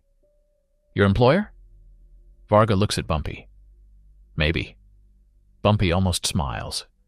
The word has traveled. Shaw notices too. Vincent does not. He is staring at Varga with a hatred that has cooled. Cold hatred is more dangerous than hot. Hot hatred swings chairs. Cold hatred waits for doors to close. Bumpy tells Price to take Varga somewhere secure. Vincent steps forward. He stays. "No. He did this." "Yes." "To me." "Yes." "And you're taking him?" "Yes." Vincent's face hardens. "What happens to him?" Bumpy looks at him. "That depends on whether he talks." "And if he doesn't?" Bumpy puts the ferry ticket in his pocket. No answer. Some questions should mature before they are answered. 1411. Vincent follows Bumpy outside. Shaw stays with Price. The afternoon is bright. Water visible between warehouses. Vincent says, "You think I'm stupid?" Bumpy keeps walking. "I think you were angry." "Same thing?" "No. Feels like it." Bumpy stops. Turns. "You hit a man you never met because somebody gave you a story." Vincent looks away. "My brother is alive. He used me." "Yes." "I thought you killed him." "Yes." Vincent finally looks back. "So what now?" Bumpy studies him. There it is. The question underneath everything. Vincent knows the conspiracy explains his action. He wants to know whether explanation erases consequence. Bumpy does not answer. Not yet. Instead, find Daniel. Why? Because he owes you truth. And I owe you? Bumpy holds his gaze. That conversation comes later. Vincent understands. His face changes. Only slightly. The chair has not been forgotten. It has merely been postponed. 1420. Shaw comes outside. Varga is secured. Ferry ticket verified. Private boat leaves at 8 tonight. Passenger list unavailable. Paid cash. Charter arranged 3 days ago, before the fight. Again, planning. Bumpy asks capacity. 12 passengers. Departure from Pier 33. Return not scheduled. Interesting. Shaw says, "We go?" "Yes." "With Varga?" "Yes." Vincent hears. "I'm coming." "No." "You need me." "No." "I know Daniel." Exactly. Vincent frowns. Bumpy continues. If Daniel is there, you'll stop thinking. That's my brother. That's why. Vincent steps closer. You don't get to tell me, Bumpy interrupts softly. I already did. Silence. Vincent wants to challenge him. Yesterday he would have. Today he has learned what certainty costs. He steps back. Growth is rarely noble. Sometimes it is simply pain remembered in time. Bumpy enters the car. The ferry ticket rests in his pocket. Tonight may finally bring the hand above Varga. Or another room. 1428. Before leaving, Bumpy lowers the window. Vincent still stands on the sidewalk. Vincent, he approaches. If Daniel contacts you, don't follow him. Why? Because every time somebody in this story tells you where to go, a room is waiting. Vincent says nothing. Bumpy continues. Make him come to you. Where? Somewhere you choose. Vincent nods slowly. That is the first decision he has made in days that belongs entirely to him. The car pulls away. Shaw asks, You trust him? No. Think he'll listen? Maybe. Shaw smiles. Bumpy does not. Trust is not required for prediction. Only understanding. Vincent wants his brother more than revenge now. That makes him safer for a few hours. Not safe. Nothing in this story is safe anymore. Especially the people who think the plot has already been revealed. Because Varga is not the top. Bumpy knows that. Men at the top do not carry chairs. 1437. At the hotel, Bumpy studies the ferry ticket. Pier 33. 8 tonight. Varga insists he does not know who hired him. Bumpy believes part of that. Handlers are often kept blind. But Varga knows the reporting method. That is enough. Shaw asks, What if the boat is another test? It is. What are they testing? Bumpy looks toward the bay. Whether I come. And you're going? Yes. So they win. No. Bumpy turns the ticket over. Blank. They win if I arrive the way they expect. Shaw nods. How do they expect you? With Varga. Then we leave him. No. Shaw waits. Bumpy looks at him. We bring him. Confusion. Then understanding begins. Not the way they expect. The final difference is often not who enters the room. It is who thinks they control the door. Bumpy puts the ticket away. Third chapter has already begun moving toward them. They just cannot see its face yet. 1446. The phone rings. Vincent, fast, breathing hard.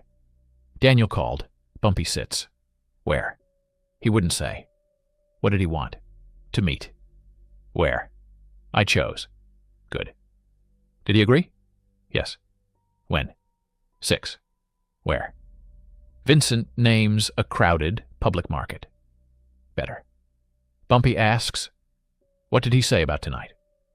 Silence. Then Vincent answers.